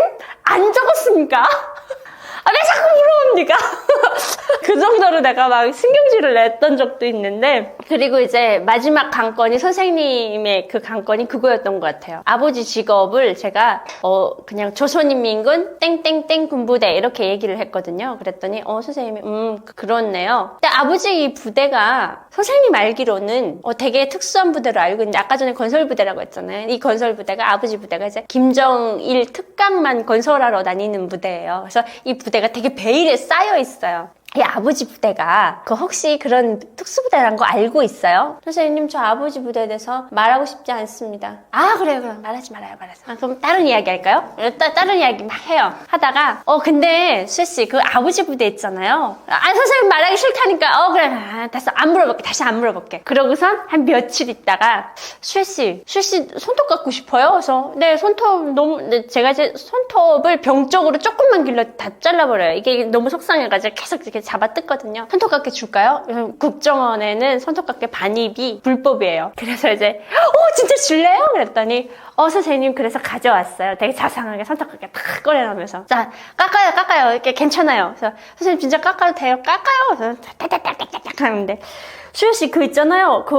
갑자기 생각난 건데 아버지 부대 어쩌고 저쩌고 아버지 부대요? 그 있잖아요. 제 아버지 부대가 원래 51개대인데 뭐 어쩌고 저쩌고 해서 그러면서 다 본 거예요. 연락처도 그렇게 물었고 다 물었어요. 일단 그래서 마지막에 나보고 선생님이 야, 너 어디 가서 간첩하면 안 되겠다. 너 간첩하면 안 되겠다. 막 이러면서. 그래서 선생님이 인간적으로 굉장히 잘 대해주신 게 처음에 뭘 좋아해? 그래서 내가 선생님 저는 맥심 모카골드를 너무 좋아합니다. 그랬더니 맥심 커피 좋아해요? 그래서 이제 제 냉장고에 항상 그 음료수를 떨구지 않으시고 계속 뭐를 갖다 채워 넣으셨던 것 같아요. 먹을 거 먹으라고. 그리고 또 뭘 좋아해요? 저 노래 좋아합니다. 그러면 밤새껏 가서 CD에다가 노래 다 구워가지고 와가지고 들려주시고. 그리고 또 뭐 좋아해요? 그러면 저 김밥 좋아합니다. 그러면 또 김밥도 맛집을 검색해가지고 김밥 사오시고. 처음에 김밥을 사왔는데 김밥을 이렇게 먹으라고 주는데 혹시 저 안에 덕약이 들어가지 않았나 싶어서 먹으라고 주는 거 안 먹겠습니다. 그랬더니 왜 덕약 들어있을까봐? 그러면서 자기가 먼저 그 정도로 많이 인간적으로 많이 친해졌고, 제가 이제 앞으로 나가서 어떻게 살아야 될지, 대한민국 사회는 어떤 사회인지 이런 거를 굉장히 간접적으로 많이 얘기를 했고, 그리고 주말마다 저를 이제 데리고 나가서 스타벅스 가가지고 커피 사는 법, 뷔페 가서 뷔페 먹는 법, 이런 걸 다 가르쳐 주셨던 것 같아요. 횟집 가서 회 먹는 법, 이러면서.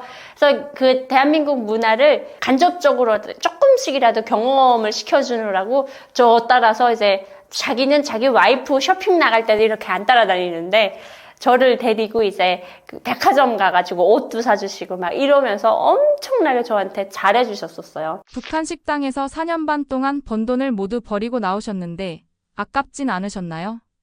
조사받고 나오면 돈을 받는다는 게 사실인가요?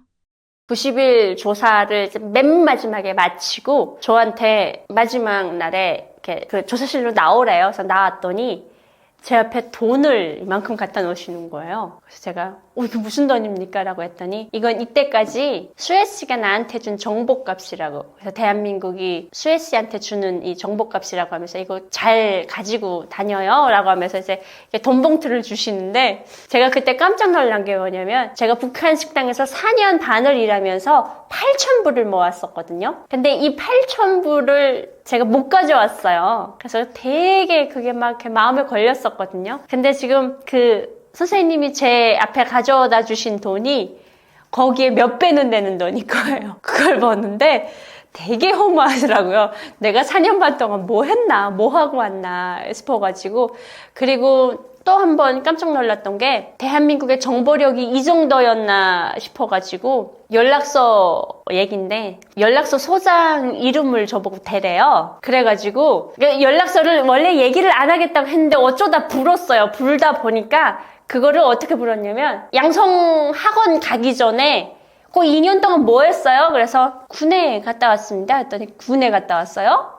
어떤 군대인데요? 그래서 아니 그건 무슨 군대는 아니고 제가 이제 군무자다 보면 군은 아니고 뭐 그러니까 약간 무슨 회사 같은 데인데 그 무슨 설봉지도국이라는 그런 회사를 갔다 왔습니다. 이렇게 거기서 잠깐 근무를 했습니다라고 했는데 이 설봉지도국이라는 게 제가 다니던 그 연락소의 가명이에요. 이 가명이 그 연락소에 다니지 않는 사람 위에는 몰라요. 현지인도 잘 몰라요. 설봉지도국 다녀요? 그러면 그런 무슨 지도국이 있나 보다 이렇게 생각을 하거든요. 근데 그 설봉지도국이란 그 단어에 선생님 안경 끼셨는데 그 안경 너머로 그 눈빛이 번뜩하는 게 약간 보이더라고요. 그래서 저 선생님 뭘 아나 했는데 그 설봉지도국이 쉐씨 설봉지도국이 다른 이름이 있죠. 이러더라고서 다른 이름이 없는데요? 그랬더니 쉐씨 거기 땡땡땡 연락소 아닙니까? 이러는 거예요. 그래서 제가 너무 깜짝 놀라서 선생님 그거 어떻게 하세요? 대한민국의 정보력이 뭐 그 정도도 안 된다고 생각해요? 막 그러면서 거기 서장 이름 내봐요. 이러는 거예요. 근데 이거 서장 이름을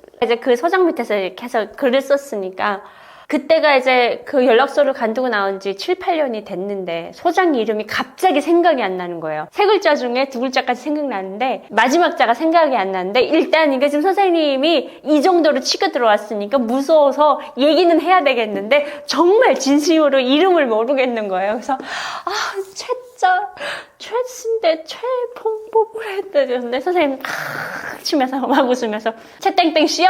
이러는 거예요. 그래서 제가 진짜 이러는 선생님 혹시 우리 서장님도 탈북했습니까? 내가 그 얘기를 했거든요. 그 서장님 너무 많이 아프대요. 그러더라고요. 그래서 내가 와 진짜 여기서 그때 거짓말하면 안 되겠다를 그때 느꼈던 것 같아요. 그러니까 한 번씩 이렇게 정보로 훅 치고 들어올 때가 있어요. 그래서 그거를 내가 이게 뭐지 싶었는데 대한민국에 와서 한 8년 살면서 그 여러 방송에 나가서 그 방송도 하고 하다 보니까 여러 분야의 사람들을 많이 만나는데 그 조사기관에서 전문 조사를 기본으로 하는 뭐 프로파일러들이랑 뭐 이런 사람들을 만나서 얘기하다 보니까 그게 조사 기법이래요. 그 조사 기법에 당한 거죠. 그것도 모르고 그만큼 북한에서 엄청 많이 알고 계셨던 분인 것 같아요. 그래서 마지막에 뭐 그분이랑 진짜 얘기를 하자면 끝도 없거든요. 커피를 제가 지금 항상 이 바닐라 라떼 하면 카라멜 마키아토만 먹어요. 근데 이렇게 여기다 입을 고착시켜 주신 분이 그 국정원 선생님이세요. 너는 아메리카노 아직 못 먹어. 너 아직 자본주의물이 덜 들었어. 그러면서 이거를 처음에 이거를 이제 사주셨는데 이게 약간 믹스커피랑 비슷하면서 너 입맛에 맞을 거야 라고 하고 사주시면서 모르겠다 이거 혹시 평생 또 이거만 마실 수도 있는데 막 이러면서 사주셨던 게 이 카라멜 마키아토인데 아직도 그거 마시고 있거든요. 선생님 저주를 걸어놔가지고 선생님이랑 그날 같이 외출을 나가는 날이었는데 정문을 딱 지나는데 화장실이 너무 가고 싶어서 화장실 가고 싶다고 해서 저를 이제 외부에 있는 화장실을 내보냈는데 그 화장실에 신기하게 그 오래된 비데가 이렇게 설치되어 있더라고요. 근데 나 처음에 그 비데를 처음 봤어요. 볼일을 보고 물을 내려야 되는데 하필이면 그 물이 이제 우리 변기에 이렇게 물탱크가 달린 물 그게 아니고 이렇게 수압으로 뚝 내리는 이제 휴게소 가면 그런 게 있더라고요. 물탱크가 없는 이렇게 내리는 철로 이렇게 된 보튼식으로 된 그런 변기였는데 나는 설마 그게 물 내리는 장치라는 생각 아예 못했어요. 그런 변기를 본 적이 없으니까. 그래서 이 물 내리는 버튼이 이게 이 비데 옆에 여기 이거 있잖아요. 여기 어디엔가 있을 것이다. 그래서 이제 물을 내려야 될 거 아니에요. 그래서 이제 그거 이제 변기 그 버튼을 진짜 열심히 이게 봤거든요. 근데 뭐 그림에 뭐 이렇게도 되고 저렇게도 되고 뭐 일단 무슨 무부비대 무슨 비대 이렇게 써놨는데 도대체 한글을 이해를 할 수도 없고 한참 거기에 앉아서 화장실 간 애가 한 15분 동안 안 나오니까 선생님이 이제 찾으러 왔더라고요. 한 쉬지. 너무 이제 바쁘니까 나가긴 네 나갈게 하면서 물을 못 내리고 어떻게 하다가 이렇게 물이 이렇게 올라오는 거서 그거 눌렀는데 그냥 이렇게 이 변기물이 이렇게 쏘더라고요. 그래서 엄마야 이거 봐! 그랬더니 이 선생님 또 그 안에서 무슨 난리 난 줄 알고 왜 그래요? 옷에 다 튀었죠 뭐. 그리고 결국 물 못 내리고 나갔어요.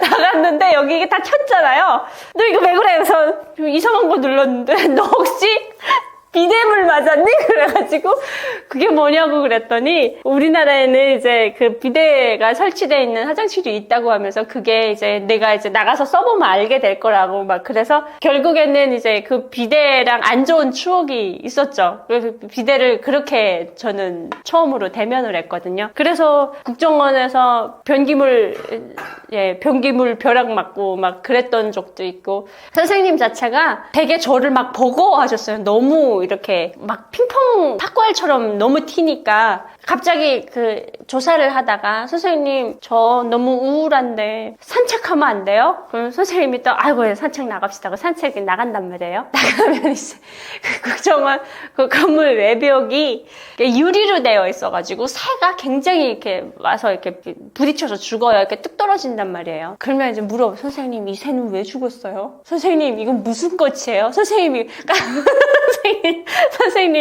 맨 마지막에 저한테 하는 얘기가 처음에는 굉장히 그 두려움에 오돌오돌 떨고 있었던 애가 어느 순간부터 뭔가 다 호기심 투성이가 돼가지고 죽은 새를 보고 왜 죽었냐고 물어볼 때 자기가 너무 황당했다. 그러면서 선생님 저거 가서 튀겨 먹으면 안 돼요. 제가 그랬대요. 그 새 떨어져서 죽은 새를 보고 그리고 이제 그 어디를 데리고 갔는데 대한민국 그 이런 내촌이 쫙 흐르는데 이만한 잉어가 이렇게 지나다니더라고요. 그래서 내가 이제 신발 벗고 선생님 잠깐만요. 그래서 물고기 잡을 수 있을 것 같은데 저 좀 잡아가지고 올게요. 아이고 그거 하면 안 돼요. 막 그리고 비둘기를 이제 처음에 저기 소래포구에 데리고 갔는데 거기에 비둘기가 엄청 날아다니잖아요. 근데 비둘기가 내가 엄청 따라가도 날아가지를 않더라고요. 그래가지고 비둘기를 진짜 잡았어요. 손으로 이렇게 확 잡았는데 뒤에서 진짜 국정 선생님이 한솔씨 그거 바이러스 덩어리입니다. 당장 놔주세요. 그래서 선생님 나 이거 잡았는데요.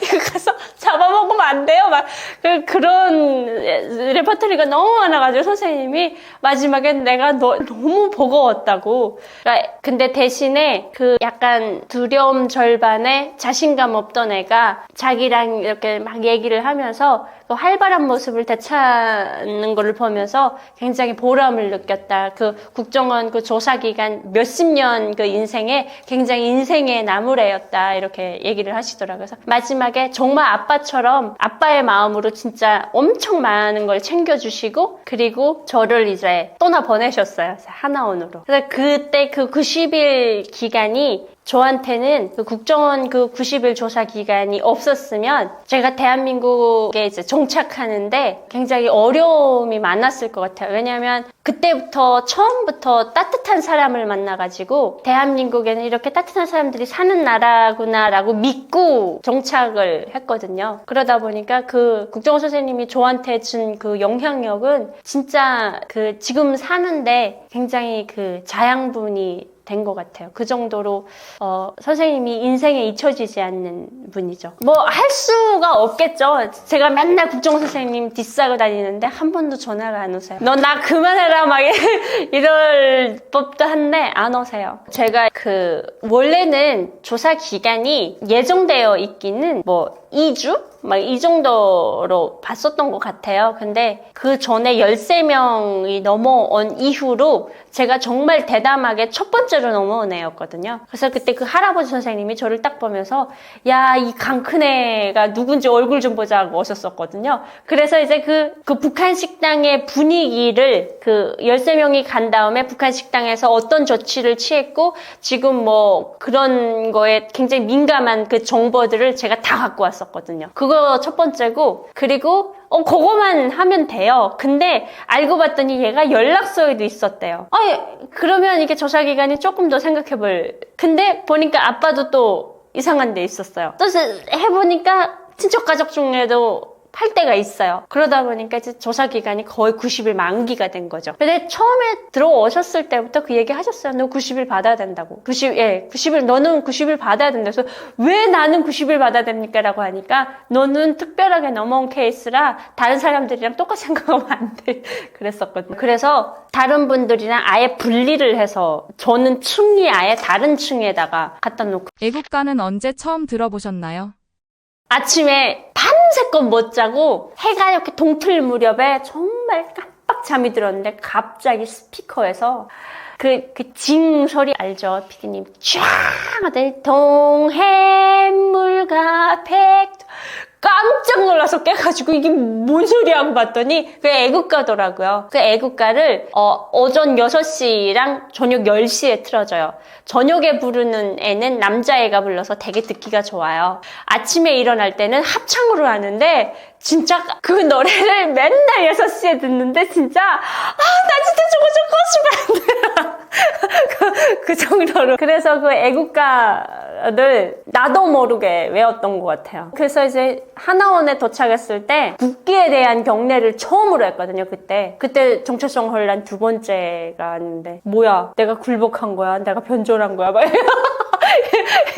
이런 느낌으로 그때 이제 그 애국가를 같이 힘차게 불렀던 기억이. 한국에 오면 15분이면 다시 볼 수 있다고 약속했던 남편을 180일 만에 만나고 어떤 감정이셨나요? 조사만 90일이고 하나원에 또 가야 돼요. 하나원이라는 곳에 사회정착기간이 또 따로 있어요. 거기서도 이제 12주를 맞춰야 되거든요. 거기서도 90일, 180일. 저보고 15분이면 자기 만난다고 그랬거든요. 진짜 내 앞에 6개월이 있다고 생각을 했을 때 진짜 만나면 진짜 때려주고 싶었어요. 왜 거짓말했어 이렇게. 근데 이게 이제 국정원에서는 이제 이렇게 가족 외에는 면회가 안 돼요. 근데 정말 특별한 케이스라 저는 남편이랑 한번 만나게 해줬거든요. 근데 이 남편이 그날 이제 그 양복을 빼입고 왔는데 그때 저를 이제 3개월 만에 만났잖아요. 그러니까 너무 반가우니까 저보고 정말 이렇게 두 손을 벌리면서 수혜야 한 번만 안아보자 이랬거든요. 근데 내가 뭐라 했잖아요. 안 돼요. CCTV 있어서 안 돼요. 그래가지고 저 신랑이 엄청 화났던 기억도 있는데, 그래서 그거 딱 한 번 만나고 하나원에서도 아예 면회가 안 되고 대신 하나원에서 뭐를 했냐면 전화 연회를 했어요. 하나원에서는 전화가 자유롭다고 하더라고요. 그래서 제가 지금 집에 아직도 모셔놓고 있는 게 2만 원짜리 카드를 사서 공중전화를 하기 시작했는데 그 카드가 200장이 넘어요. 그러니까 카드만 쓴 게. 그래서 이제 정신 차리고 보니까 엄청 제가 카드를 많이 쓰더라고요. 그래서 그걸 이제 먹기 시작했는데 200만 원을 넘게 썼어요. 200만 원을. 그러니까 100장을 넘게 샀다는 거죠. 근데 57장인가 제가 모았어요. 그래서 내가 이거 훗날에 만약에 내 자식이 태어나면 아빠 엄마가 이렇게 열렬히 사랑을 했다 이거 증거물을 남겼는데, 하나원에서 이제 전화 연애를 하다 보니까 그냥 그동안 북한 식당에서 못했던 얘기들을 그때 굉장히 많이 했던 것 같아요. 많이 하고 나 이제 나가요 해서 디데이가 3일 남았는데 그 3일 남기고서는 할 말이 없더라고요. 할 말을 너무 다 해가지고. 그래서 이제 은가싼 얘기까지 할 정도로. 그리고 진짜 그러니까 하나원을 나갈 때 이제 그 지역별로 다 버스가 와가지고 저희를 이제 지역까지 데려다 줘요. 그래서 제가 이제 남편이랑 사실혼 관계라는 이유로 제가 집을 이제 국가에서 주는 LH 아파트를 포기를 하고 남편이 있는 이제 인천으로 가는데 다이렉트로 아예 인천 그 남편 사는 집 앞으로 그 동사무소 앞으로 저를 이제 데려다 주거든요. 근데 제가 제일 마지막에 내렸어요. 다른 사람들 다 데려다 주고. 근데 그 동사무소가 이렇게 둔덕길이 이렇게 있는데 거기 나와 있는데 벌써 이 등치가 보여요. 근데 있잖아요. 이때까지 이 사람이랑 넘어왔던 수많은 그 시간들, 그 고비가 주마등처럼 쫙 지나가는 문이 탁 열리고, 내가 그 뒤에 이제 백팩을 맸었는데, 그 백팩 안에 뭐가 있었냐면, 이제 우리 국정원 선생님이 챙겨준 돈다발. 그게 제가 그때 뭐 은행이나 뭐 신분이 이게 하나도 없기 때문에 아예 현찰로 챙겨주셔가지고, 그 돈다발에 뭐 여러 가지 뭐 이렇게 해가지고, 이게 이 백팩이 굉장히 무거웠어요. 그 무거운 백팩을 메고 그 둔덕 저기에 서 있는 그 남자한테 뛰어 올라가는데, 그게 한 20m 되나? 뭐 한 10m 되나? 근데 뛰어가는 순간에 내가 북한에서부터 이렇게 자라서 캄보디아에 넘어와서 이 수많은 시간들이 쫙 지나가잖아요. 그냥 가자마자 달려가서 이렇게 안겼죠. 그랬더니 이제 너무 고생했다고 이렇게 막 이렇게 등을 이렇게 두들겨 주더라고요. 근데 이 사람도 그 6개월이라는 시간을 저를 기다려준 거잖아요. 너무 고맙고, 그래가지고 결국엔 거기서 대한민국에 와서 처음으로 만났던 장소가 저희 집 동사무소 앞이거든요. 동사무소 사람들 다 쳐다봤어요. 저 뭐하네, 영화 찍나. 근데 그때 이제 저희 신랑 신우부터 시작해서 다 나와 있었거든요. 축하해. 근데 거기서 이제 예상치 못한 상황이 벌어지는데, 거기에 우리 북한 탈주민들이 이제 사회에 나오면 신변보호 담당관들이 붙어요. 근데 그 신변보호 담당관들이 이제 나와 계신 줄 몰랐죠, 거기에. 다이렉트로 그쪽 지역을 오는 사람이 굉장히 드물다 보니까 경찰서에 한다는 간부들은 다 나와 계셨던 거예요. 그걸 모르고 나는 남편한테 가서 와락 안긴 거죠. 그래서 잘났다고 보셨던 것 같아요. 네, 그랬답니다. 한국에서의 생활이 벌써 9년째신데 어떠신가요? 진짜 할 말 많아요. 그러니까 이 당연한 게 하나도 없다는 게 뭐냐면, 저는 북한 사회를 살아봐서 너무 잘 알거든요. 그러니까 어떤 데 감동을 받냐면, 내가 겨울에 온수난방되는 방에서 살 수 있다는 거, 그리고 무더운 여름에 에어컨 켜고 살 수 있다는 거, 그리고 언제든지 샤워할 수 있는 그런 집에서 살 수 있다는 그러니까 이 일상의 모든 게 저한테는 다 감동이에요. 그러니까 태어나 보니까 대한민국이라서 이런 거는 뭐 일상적으로 다 누리고 살아야 되는 거 아닌가? 이거 당연한 거 아닌가라고 생각하시는 분들도 계실 텐데, 그 당연한 거를 이루기 위해서 대한민국도 정말 허리띠 졸라매고, 아버지 어머니 세대가 고생을 사서 하면서 내 후대들한테는 그 고난 물려주지 않으려고 열심히 일하셨던 그런 역사도 있더라고요. 그러니까 이게 저는 그런 것 같아요.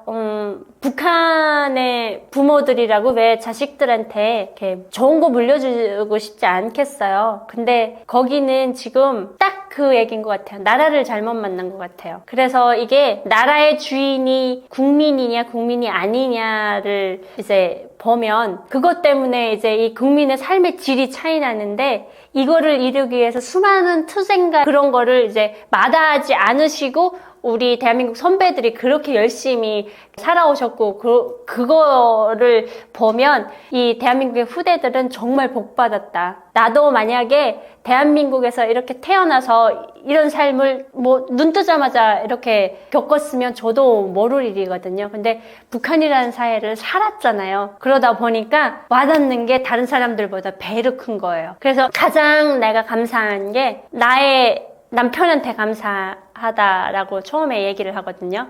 다른 여자들은 다이아몬드를 몇 불을 받냐, 프로포즈를 어떻게 받냐, 이런 게 결혼할 때 그런 걸 따지는 분들도 계시겠지만, 나는 이 세상 그 어느 여자도 받아보지 못한 대한민국이라는 선물을 받은 여자다. 그래서 나는 우리 남편한테 이 대한민국이라는 나라를 선물해준 우리 남편한테 너무 감사하다. 이 얘기를 먼저 하거든요. 그리고 내가 가장 아끼는, 그리고 내 눈에 넣어도 안 아플 내 새끼한테 대한민국 이란 나라를 줄 수 있었던 게 그게 엄마로서 자식한테 줄 수 있는 가장 큰 선물이다. 왜냐면 이 나라가 얼마나 소중한지는 내가 그 북한에서 살아봤기 때문에 너무 잘 알거든요. 그래서 이거를 꼭 지켜야 된다. 이 나라를 이렇게까지 만들기 위해서 고생하신 그 선배들의 그 넋을 이어서 이걸 꼭 지켜야 된다. 그래서 그 얘기 하잖아요. 뭐 헬조선이다. 여기서 이제 뭐 경쟁 사회고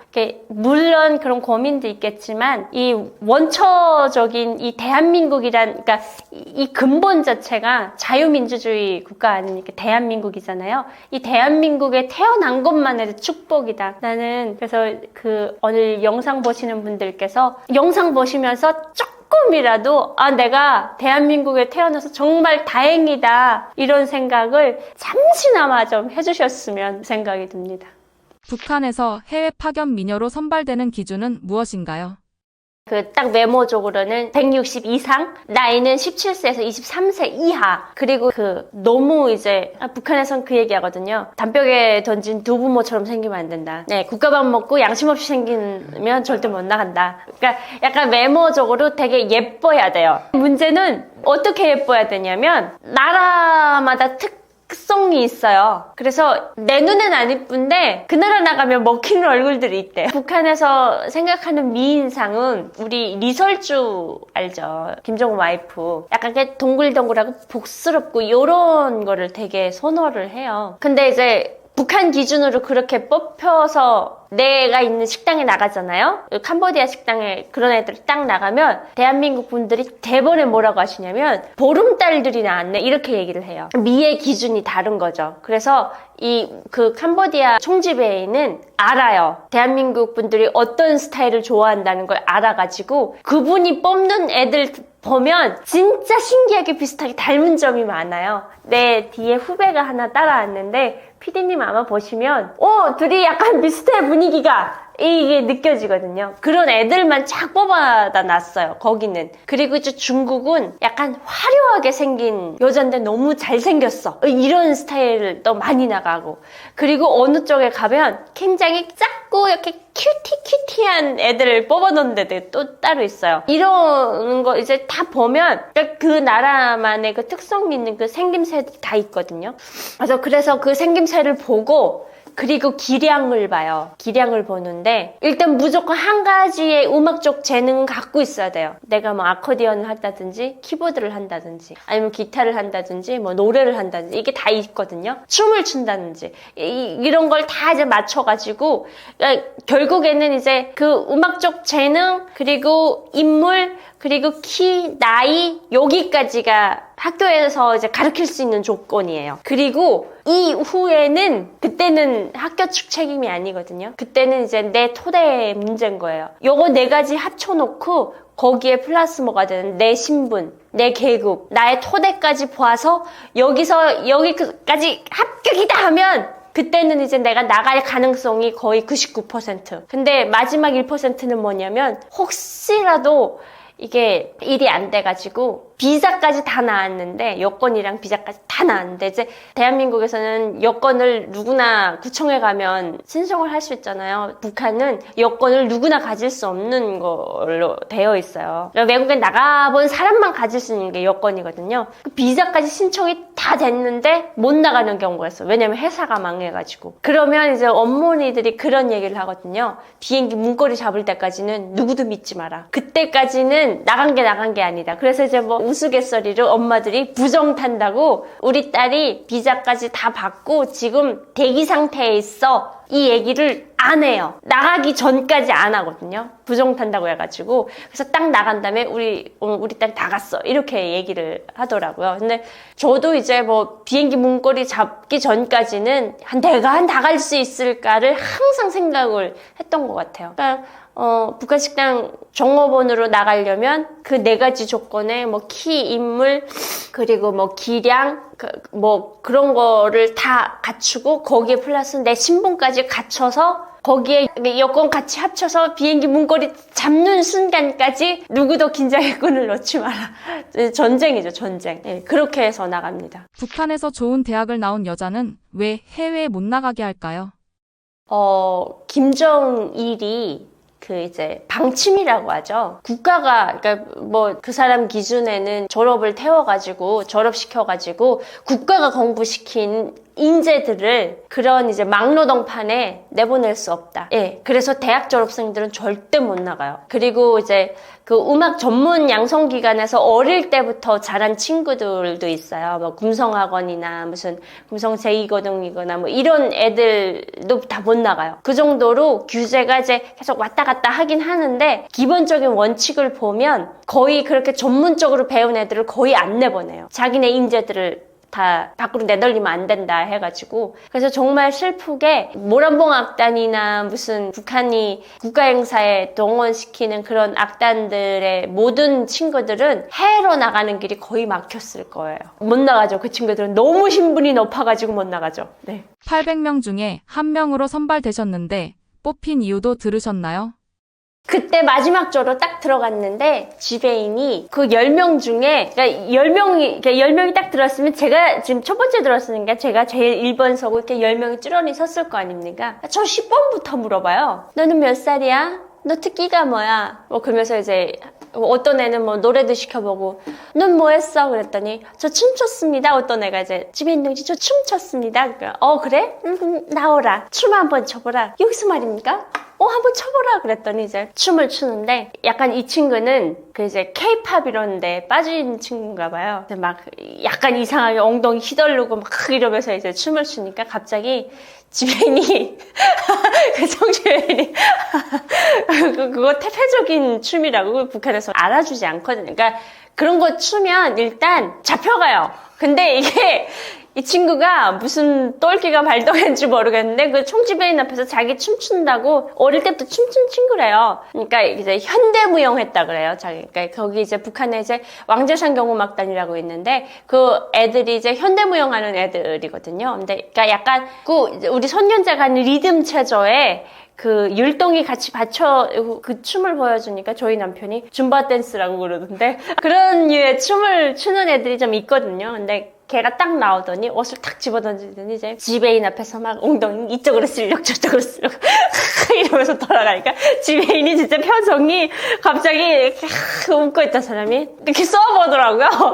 그러더니 갑자기 야야야야야 깜짝 놀라서 얘가 섰단 말이야. 넌 나가 야 그러면서 너 어디다 대고 있다는 춤을 춰 그러면서 조선 여성은 말이야 자고로 덩실덩실 이 지배인 자체가 그런 춤을 췄단 말이에요. 민속무용 이런 걸 춰가지고 조선 여성은 자고로 말이야 어깨춤을 덩실덩실 추는 이게 춤이지.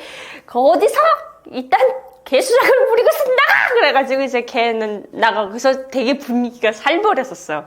그래서 쫙 가서 이제 저쪽으로 왔는데 이 지배인 자체가 항상 그 외교적으로 이제 계속 이렇게 사람들을 상대하는 직업이다 보니까 바로 얼굴을 딱 바꿔 끼워요. 아까 전에 분명 화났는데 내 쪽에 올 때는 벌써 얼굴이 싹 이렇게 폈더라고요. 근데 저는 아직 그 인상을 잊을 수가 없어요. 정말 잘생겼는데 여자 자체가 아버지가 북한에서 잘 나간 영화 배우예요. 그 지배인 아버지 자체가. 근데 그러니까 딸이 얼마나 예쁘겠어요. 예쁘게 진짜 잘생겼거든요. 나를 보더니 넌 이름 뭐가? 그러더라고요. 그래서 저 한수혜입니다. 그랬더니 너 키 몇이가? 그래서 제가 163이거든요. 163입니다. 야, 너 몸무게 몇이가?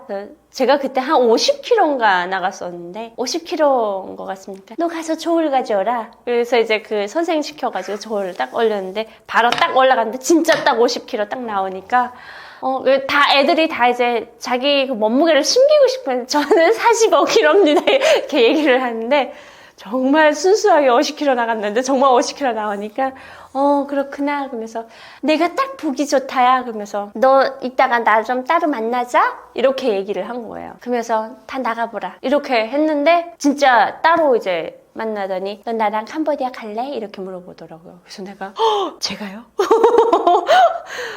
캄보디아 나가면 뭐 언니들도 좋고 그리고 지배인이 엄마처럼 너희를 챙겨줘서 아마 엄청 좋을 거야 이렇게 얘기를 하더라고요. 그래서 넙죽 나가겠습니다 이렇게 돼서 결국에는 그래서 그 60명 중에 한 명 저한테 뭘 시켜보지도 않았어요.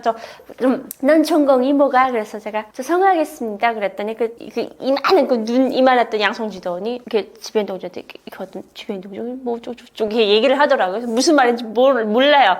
근데 후에 알고 봤더니 옆에서 그렇게 얘기를 했대. 저 친구 노래 좀 합니다 이렇게 얘기를 했다고 그러더라고요. 그랬더니 이제 보지를 않고 그럼 이제 같이 나가는 걸로 이제 합의가 돼가지고 이게 그냥 갑자기 빵 하고 터진 거죠. 그때 이제 나한테도 이런 기회가 오는구나 싶었었어요. 네. 그랬던 것 같아요. 저보고 되게 솔직했다고 그 얘기를 하시더라고요. 그래서 항상 항상 나를 얘기할 때는 그 지배인이 항상 그 얘기를 했었어요. 쟤는 거짓말 못하는 애라고. 거짓말하면 눈동자가 흔들리는 게 보인다. 그러니까 착한 거짓말을 해야 되는데 그게 안 되는 게 보이는 애라고. 근데 이제 그런 애가 이제 남조선으로 튀어왔으니 얼마나 충격이겠습니까? 800명에서 60명이 합격이 됐죠. 예, 60명 정도. 거기에 이제 60명에 원래 있던 애들 한 20명 해가지고 거의 80명, 100명 가까이 됐던 것 같아요. 저 진짜 객관적으로 얘기하면 저보다 예쁜 사람이 정말 많았어요. 이거는 뭐 너무 이거 빼박인 게 저보다 엄청 예쁘게 생겼고 기량도 좋고 뭐 이런 애들이 너무 많았어요. 그래서 항상 주눅이 들었었어요. 나는 여기 속하지도 못하는데 뭔가 그 캄보디아 저의 뽑히고도 뭔가 죄스러운 마음 있죠. 나보다 더 잘난 애들이 많은데 왜 굳이 나를 뽑으셔서 이런 거를 항상 갖고 다녔어요. 네, 계속 국정원에 와서도 국정원 선생님이 물어보거든요. 국정원 선생님이 약간 답정너 스타일이세요. 야 수혜야, 그 학교에서 있잖아. 네가 제일 예뻤지? 아니요 선생님, 저보다 엄청 예쁜 애들 많았습니다. 아 그래? 그냥 예쁘다고 하면 안 돼? 아니요, 진짜 예쁜 애들 너무 많았습니다. 아 그래? 좀 이따 야 근데 있잖아. 정말이니? 그 정도로 그랬는데 진짜 이거는 객관적인 사실이에요. 예쁜 애들 정말 많아서 그리고 그 학교 자체가 평양시 쪽으로 너무 소문난 학교라서 그러니까 그 북한에 거의 삼성 LG 같은 대기업 같은 느낌의 그런 명품 학교라고 할 정도로 그 정도로 쟁쟁한 애들이 많이 왔죠. 그래서 인정하는 부분입니다. 학교예요. 무조건 학교인데 원래 이게 모티브는 회사였어요. 이게 캄보디아 합작회사였거든요. 이름 자체가 캄보디아 합작회사였다가 이 회사가 이게 애들이 너무 많이 이제 이게 관리가 안 되니까 아예 대봉사 일꾼 양성 학원이라는 그 학교를 세웠어요. 네. 거유 명칭이 대봉사 일꾼 양성 학원이 된 거죠. 거기 일기 졸업생이 바로 저랍니다. 남남북녀라는 말에 대해서 동의하시나요? 북한 여성들도 성형을 하나요? 남남북녀는 딱 거짓말입니다.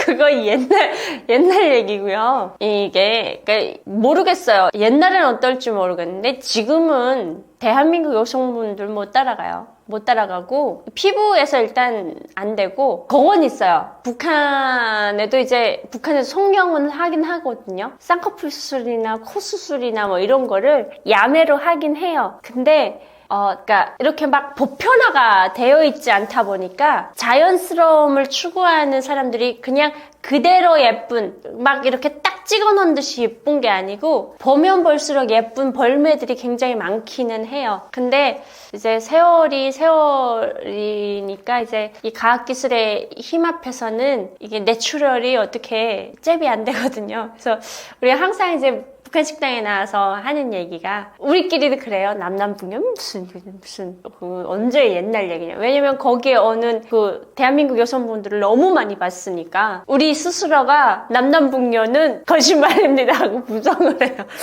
네. 그러니까 우리도 알거든요. 우리가 이거 화장빨인 거 알거든요.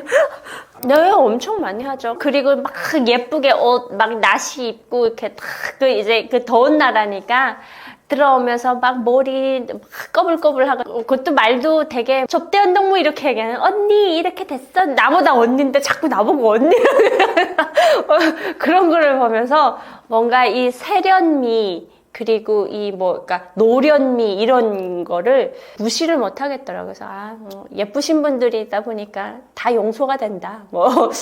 캄보디아 식당처럼 대한민국 손님이 99%인 곳에서 근무하면서 탈북에 대한 생각이 더 들진 않으셨나요?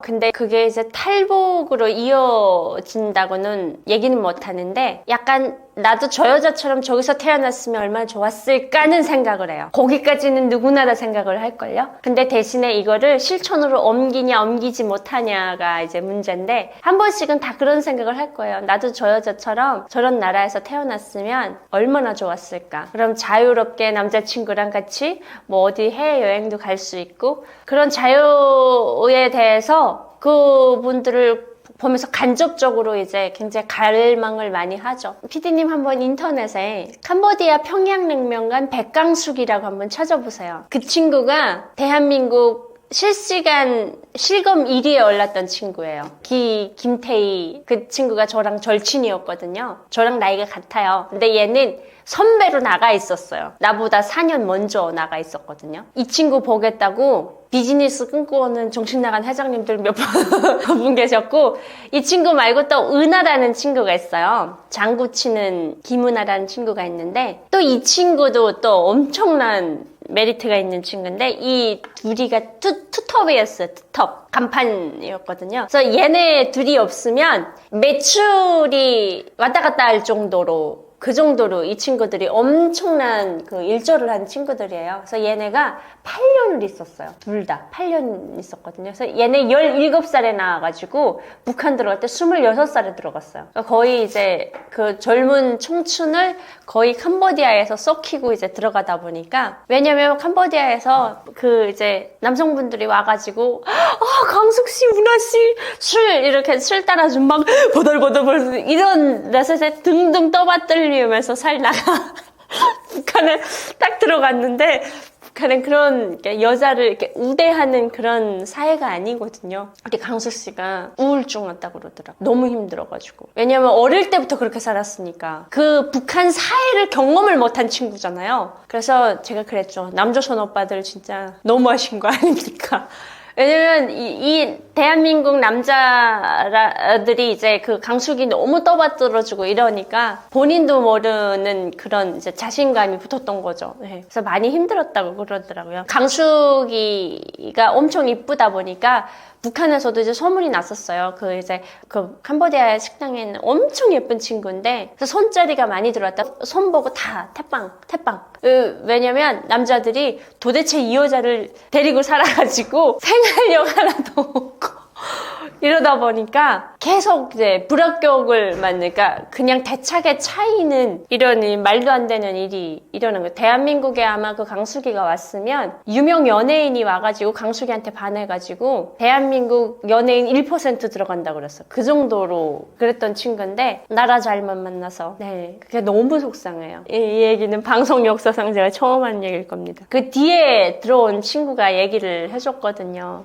아니 객관적으로 다 남성분들이 다 예쁘다라고 하는데 진짜 신기하게 강숙이랑 은하가 북한에서 뽑혀 나갈 때는 그렇게 예쁜 얼굴이 아니었대요. 얘네가 인기가 있으리라고는 생각도 못 했었대요.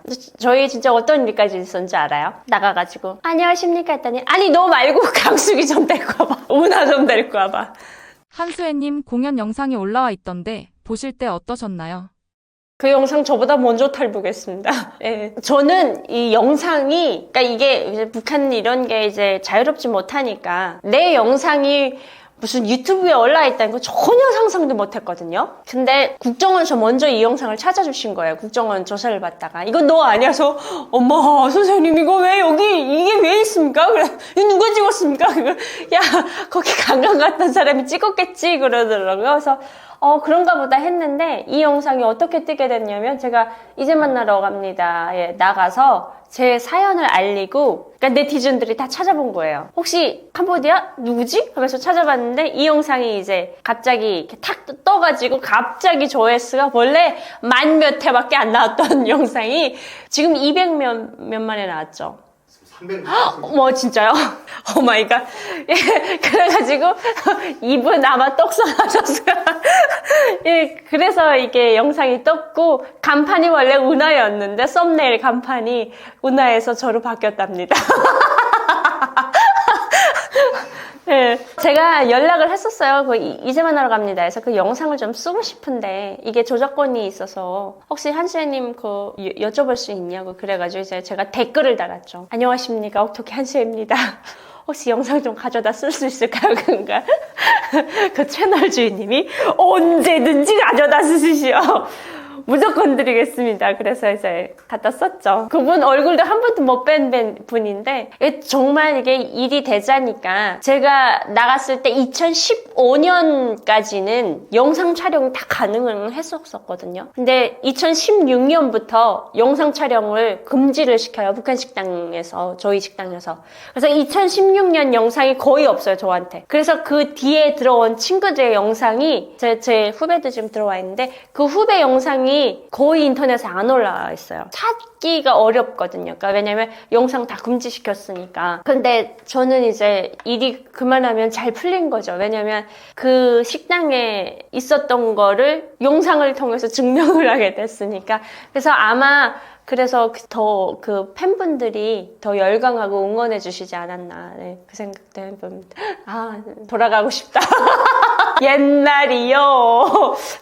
아니, 그 상황으로는 가고 싶지 않아요. 그냥 그 나이로 가고 싶어요. 그 나이가 제가 그때 인생 최대 몸무게를 찍었을 때예요. 58kg였는데 그때 엄청 먹어가지고 젖살이 막 엄청 퐁퐁하게 올랐을 때거든요. 그래서 저랑 지금 같이 활동하시는 언니들이 너는 살 붙어야 예쁘다고 계속 나오고 뭘 많이 먹어야 된다고 하는 이유가 그때 영상이 지금 남아있으니까 자꾸 비교가 돼가지고 맨날 그 얘기 합니다. 제가 탈북하기 전에 41kg까지 빠졌었거든요. 국정원에 41kg로 들어왔는데 국정원 선생님이 그 얘기 하더라고요. 예쁜 해걸 바가지가 걸어 들어오는 것 같았다. 이렇게 얘기를. 기쁨 조 선발과 해외 파견 미녀 선발 과정은 무슨 차이가 있는 건가요? 그건 또 차원이 달라요. 예, 그 기쁨조 선발이랑은 또 완전 차원이 다른 게 그 기쁨조 선발은 일단 국가기관에서 주최를 해가지고 뽑아가거든요. 그러니까 기쁨조라는 얘기는 북한에 정식 명칭이 없어요. 북한은 유과 뽑아간다 그래요. 당유과. 당에서 유과로 뽑아간다. 이게 1과, 2과, 3과, 4과, 5과, 6과 뭐 이렇게 있는데 뭐 조직 지도부체 1과 여기는 엄청 이제 무슨 그런 영어를 하는 친구들 이렇게 뽑아가가지고 국가 수반들 왔을 때 이렇게 통역해주는 그런 사람들을 이렇게 한다고 그러더라고요. 3과가 저희 아버지 부대가 약간 3과 이렇게 얘기를 하고 4과는 모르겠어. 5과가 있는데 우리 아마 북한 이탈 주민들이 가장 많이 알고 있는 5과 5번째 과인데 이게 이제 미녀들 뽑아가는 건데 이 5과가 조선시대로 말하면 궁녀 뽑아가는데 궁녀랑 내시 뽑아가는데 근데 이 5과가 조금 변질이 돼서 원래는 이제 그 김정일이나 김정은 주변에 일하는 돼지 키우는 변속관 청소하는 사람들까지 다 5과를 뽑아갔거든요. 그러니까 한마디로 말해서 정말 딱 내시와 궁녀 뽑아가는 현대판 궁녀를 뽑아가는 것이었는데 이 5과가 좀 변질이 돼가지고 장성택 알죠? 장성택 이제 보조하는 애들도 다 5과를 뽑아가고 보위부 쪽에서도 자기네 뭘 하면 다 5과를 뽑아가고 무력부에서도 자기네 다 5과를 뽑아가고 이러면서 이제 5과 하다 보니까 이 5과가 갑자기 분야가 많아졌어요. 그러다 보니까 이게 정통성 순수성이 없어지니까 그러니까 5과를 당유과로 바꿔요. 김정은 주변에서 일할 수 있는 사람들을 다 당유과로 그래서 명칭을 바꿔서 그래서 요즘에 기쁨조 소위 이렇게 얘기하는 게 다 당유과. 예. 이 당유과에 뽑혀가면 제일 처음으로 가는 게 이제 김정은 친위대 애들을 제일 먼저 뽑더라고요. 그러니까 남자애들 건장한 애들 뽑아가지고 김정은 옆에서 측근해서 이게 호위할 수 있는 우리 2018년 문재인 전 대통령이랑 같이 정상회담 할 때 방탄아재단 보셨죠? 그게 이제 974거든요. 그게 친위대예요. 그런 애들을 제일 먼저 뽑아가고 일단 전국에서 다 뽑아갑니다. 일단 그거 다 뽑아가고 그리고 나머지 애들 중에 이제 해외 나간다. 네, 근데 요즘에는 이제 옛날에는 5과나 6과나 이렇게 뽑히면 엄청 가문의 영광이라고 했는데 요즘에는 애들이 다 깨가지고 당육과 5과 안 가요. 저 해외 나갈 거예요. 그래서 이제 문건 다 빼고, 근데 이제 만약에 이게 문건이 이렇게 뽑혔는데 나 안 가겠습니다 하면 이거 반역이거든요. 그래서 이제 아버지 어머니들이 우리 딸이 조금 번질 것 같아, 너무 예쁘게 이렇게 클 것 같아, 그러면 아예 다 문건 다 빼요. 아예, 그러니까 옷가 그 용의선상에 올라가지 않도록 빼요.